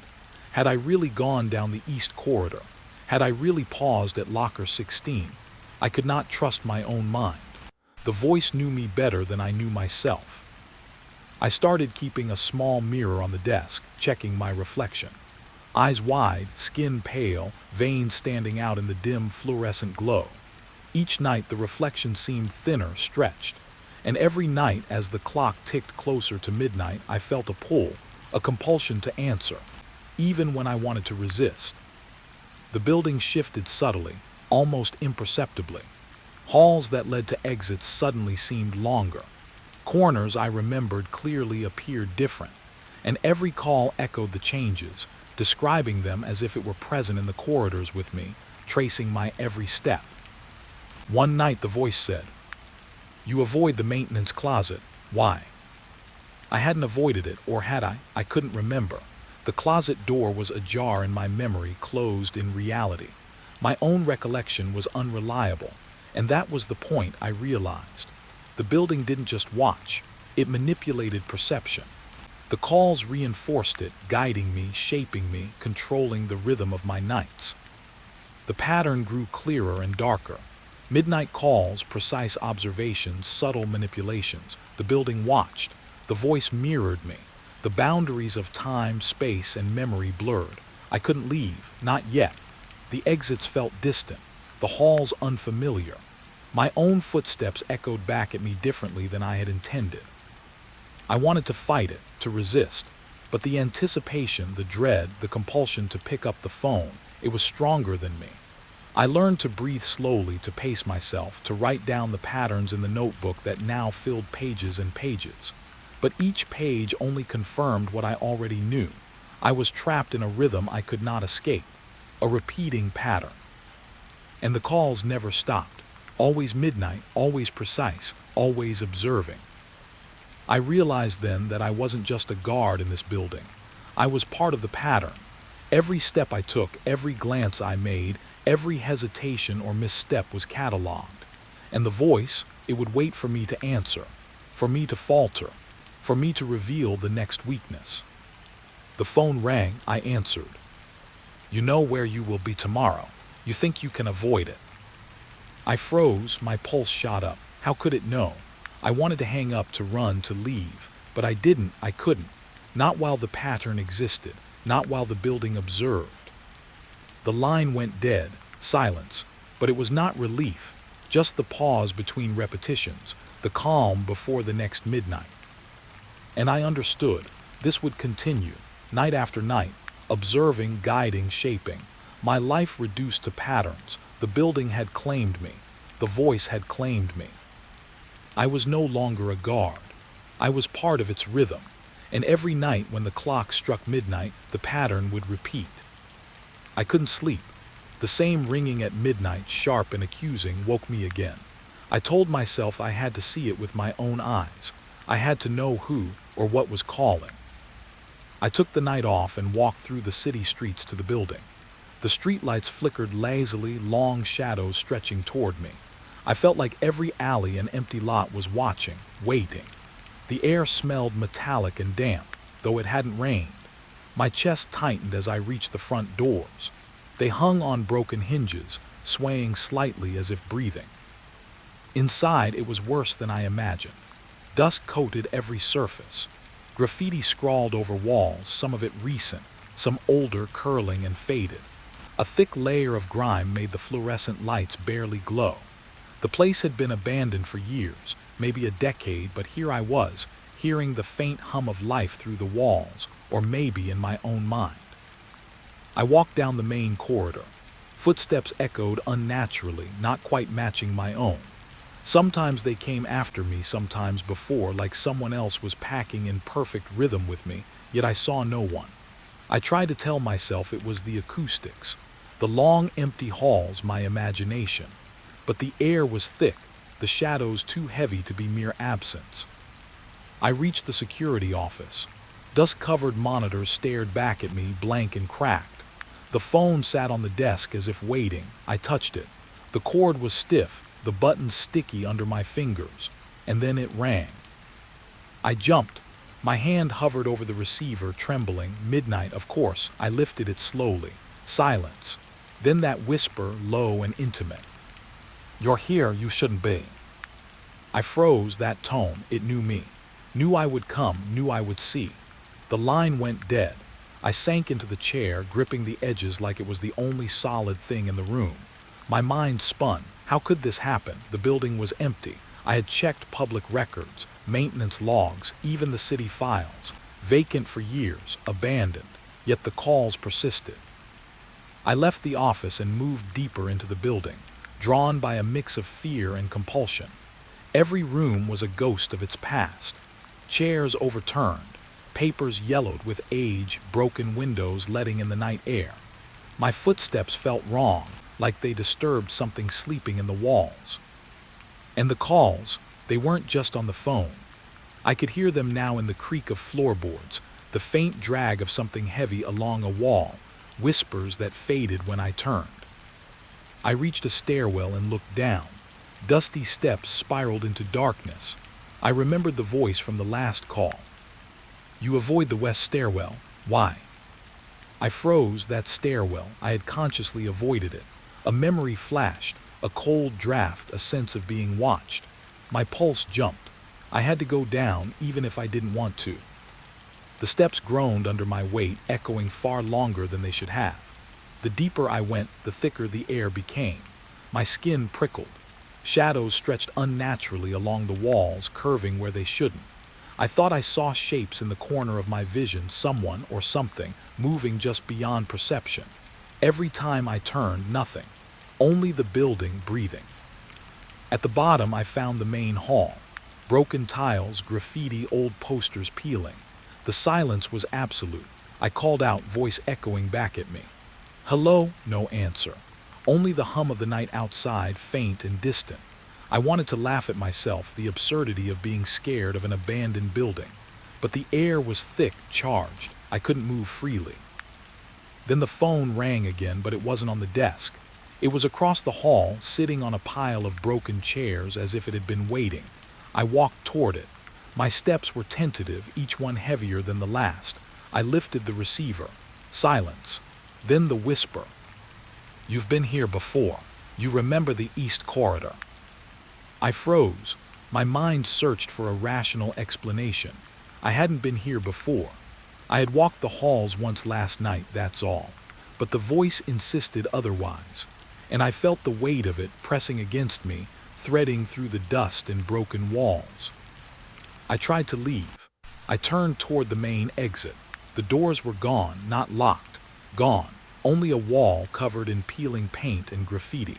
I ran along the hall, checking side doors, stairwells. Each path I remembered led me nowhere. It was as if the building had changed while I wasn't looking. And the calls, they followed me, tracing every step, commenting on every hesitation. "You missed the locker," you paused, you hesitated. I stopped, chest heaving, and looked around. A chill ran down my spine. I realized the building wasn't just abandoned, it was alive in some way. Not living, not breathing, but conscious. And it was aware of me, observing, testing, shaping my movements, my thoughts, my fear. I tried to convince myself it was my mind playing tricks. Sleep deprivation, stress, the isolation of night shifts, but that explanation fell apart when I saw the marks. Symbols etched into the walls, not graffiti, not random. Letters and shapes, fresh cuts in the plaster. Names I recognized, mine, the first guard who had worked nights here, dates I didn't understand. I stumbled back. My flashlight flickered. Shadows danced across the walls. The voice came again, not through the phone this time, but around me, from the dark corners, from the hollow spaces between the walls. "You notice the marks, you recognize them, you know what they mean." I didn't, not really. I wanted to run, to escape. But every door I tried led me back to the center hall. The building folded around me. Distances shifted. Stairs spiraled into loops. Hallways elongated. And all the while, the calls, the whispers, traced my every thought. I sank to the floor, head against the cool wall, heart pounding. The air smelled of dust, decay, and something metallic like blood. And I realized I couldn't leave. Not because the doors were gone, but because the building didn't want me to. It wanted me here, observing, aware, trapped in the pattern. I started talking to it, voice shaking. Who are you? What do you want? No answer. Only the hum of the building, the faint creak of old pipes, the subtle dragging in the shadows. And then the phone rang, echoing across the hall. I flinched, lifted it. Silence. Then the whisper. You've always been here. You just didn't know it. My mind reeled. What did that mean? Had I been a part of this building all along? A ghost in training, a fixture in the shadows? The thought terrified me. My reflection in broken glass showed a man pale, eyes wide, mouth slightly open. I felt myself slipping, losing control. The building was not just a place, it was a trap, a prison, a living memory. I tried to focus, to calm myself. I walked to the back stairwell, trying to find another exit. Each step felt heavier. The shadows clung closer. And then I saw it, another phone, lying on the floor, receiver off the hook, lines tangled like veins. The whisper came from there as if it had traveled through the air itself. You think leaving will end it, but it doesn't. You belong. I staggered back, heart hammering. I realized the truth. The building had abandoned nothing. No doors, no hallways, no corridors. Nothing was empty. The emptiness was a lie. It was alive, aware, and it had been waiting for me all along. I sank against the wall, shivering, listening to the hum, the whispers, the soft echo of footsteps that weren't mine. And I understood that the calls, the marks, the patterns, they were not just warnings. They were invitations, tests, a slow claiming, and I was part of the pattern now. The phone rang one last time as the clock outside neared midnight. I answered, hands trembling. Silence. Then a whisper so close I felt it in my chest. You'll stay and you will learn, and every night it will be the same, until you understand why. I dropped the phone. The line went dead. I looked around, the walls stretching, shadows moving, the building breathing. I could hear the whispers everywhere, guiding me, observing me, folding me into its emptiness. I wanted to run. I wanted to leave, but I couldn't, not anymore. The building had claimed me, and I knew deep down that the calls would never stop. The empty halls were never empty. The nights were never mine. And the building, it was alive, and it would not let me go. And then I noticed it, a faint mark on the wall near the broken monitor, a symbol I had never seen before, fresh, wet-looking, and under it in small letters my name. I swallowed hard. The whispers started again. Not from the phone, not from the walls, but inside my own head. You are part of this, you always were, and soon you will answer for the ones before you. I pressed my forehead against the wall, heart racing. The night stretched ahead, infinite, and the building waited. I was not alone, and I knew somehow that tomorrow night the calls would come again. The first time I realized the calls weren't just disturbances. They were invitations. I felt it in my bones. Every night, midnight rang through my small apartment like a countdown I couldn't stop. My phone vibrated against the bedside table. I flinched, waited, and picked it up. Silence. Always silence until the whisper threaded itself into my mind. You remember, you will remember. I sat up, breath shallow. The city outside was quiet, normal, but inside I wasn't alone. I could feel the eyes, the presence, hovering just beyond the edges of my senses. The guard I had been, the man in that empty building, wasn't gone. He never left. Somehow he lingered inside me, folded into my thoughts like a shadow that refused to detach. I left the apartment. Walking to the convenience store on the corner, I noticed the way people looked at me, or maybe they didn't. Maybe it was all in my head. Every glance felt loaded. Every passerby carrying secrets about me that I didn't know. I wanted to call someone, anyone, and tell them what was happening. But when I reached for my phone, the screen glimmered with an incoming call. Unknown number. I answered, silence, and then the whisper. You're still part of it, you can't leave. I dropped the phone, my hands shook. My reflection in the shop window was pale, eyes wide, unblinking. I walked faster. My mind raced through questions I couldn't answer. Who was calling? What did they want? Why me? Back at my apartment, I scrolled through old messages, security logs from the building, anything I could find to make sense of it. There was nothing. Every record pointed to abandonment. The building had been empty for years, yet the calls persisted. Each one contained details only I knew: the exact angle I liked my desk, the scratches on my boots, the way I gripped the steering wheel on my drive home. It wasn't just a prank. Someone or something was inside me. I lay in bed staring at the ceiling, wondering if sleep would save me. It didn't. Midnight came and the phone rang again. My hand hovered over it, trembling. Silence. The whisper. "You see the pattern. You belong in it now." I couldn't tell if it was excitement or terror twisting my stomach. I had a sense of connection I couldn't explain, like I had always been part of this game, and the game was only now revealing itself. The lines between past, present, and the unknown blurred. Memories of the building, the marks on the walls, the echoes of voices. I remembered everything, though I couldn't pinpoint when I had learned it. I walked to the window. The city lights stretched endlessly. Everything was ordinary, and yet I could feel it again, eyes watching, shapes shifting in my peripheral vision.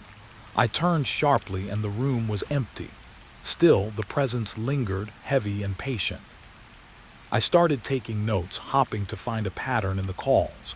Names, dates, phrases. They circled back on themselves like a maze drawn on my mind. Every night the same time, the same whispers, the same details I hadn't thought anyone else could know. It was obsessing me, consuming me, and the more I tried to escape it, the stronger the pull became. I tried reasoning. Maybe it was a program, a bot, someone watching my movements, recording my life. But the knowledge in the calls was impossible to gather. They described thoughts I hadn't even spoken aloud, moments only I had lived. And then the whisper changed. "You can't leave. Not now, not ever." I felt it then, the connection. Not just to the calls, but to the building, to the nights I spent wandering empty halls, to the marks on the walls, to the abandoned phones. The presence had threaded itself through my life, woven into my very existence. I was the guard, but I was also the prisoner. The building wasn't just a place. It was a living entity, and I had become part of it. I paced my apartment, hearing echoes in my head, footsteps that weren't mine, whispers of names I couldn't recognize. Each sound tugged at a memory, a thread I wasn't ready to follow. My apartment felt smaller, corners stretching just out of reach, shadows deeper than they should be. I realized I was no longer walking through a city. I was walking through the mind of the building, through its corridors, its empty offices, its hallways that led nowhere. I tried grounding myself, touching walls, the floor, the furniture, but it didn't help. The whispers weren't outside anymore. They were inside, tickling the edges of memory, brushing against the places I kept hidden even from myself. And the phone, God, the phone, rested silently, as if it had been watching me all along, waiting for me to finally understand. I called my own number and the line connected. A voice I didn't recognize, yet somehow knew, whispered, "You see what we see, you feel what we feel, and soon you will understand." My chest tightened. I sank to the floor. It wasn't just a connection, it was communion. I could feel the building's pulse in my own veins, the weight of every abandoned stairwell, every scratched wall, every corridor I had walked. I was a part of it now, inextricable, inseparable, and yet I didn't fully understand how or why. I tried distraction, television, music, anything to drown the presence. But the whispers persisted just beneath the surface, threaded through the static of every channel, the background of every song. Every notification, every ringtone, every small vibration carried it forward. I could no longer tell where I ended and the building began. And then in the quiet, I realized something. The calls weren't just about me. They were about everyone who had ever answered them.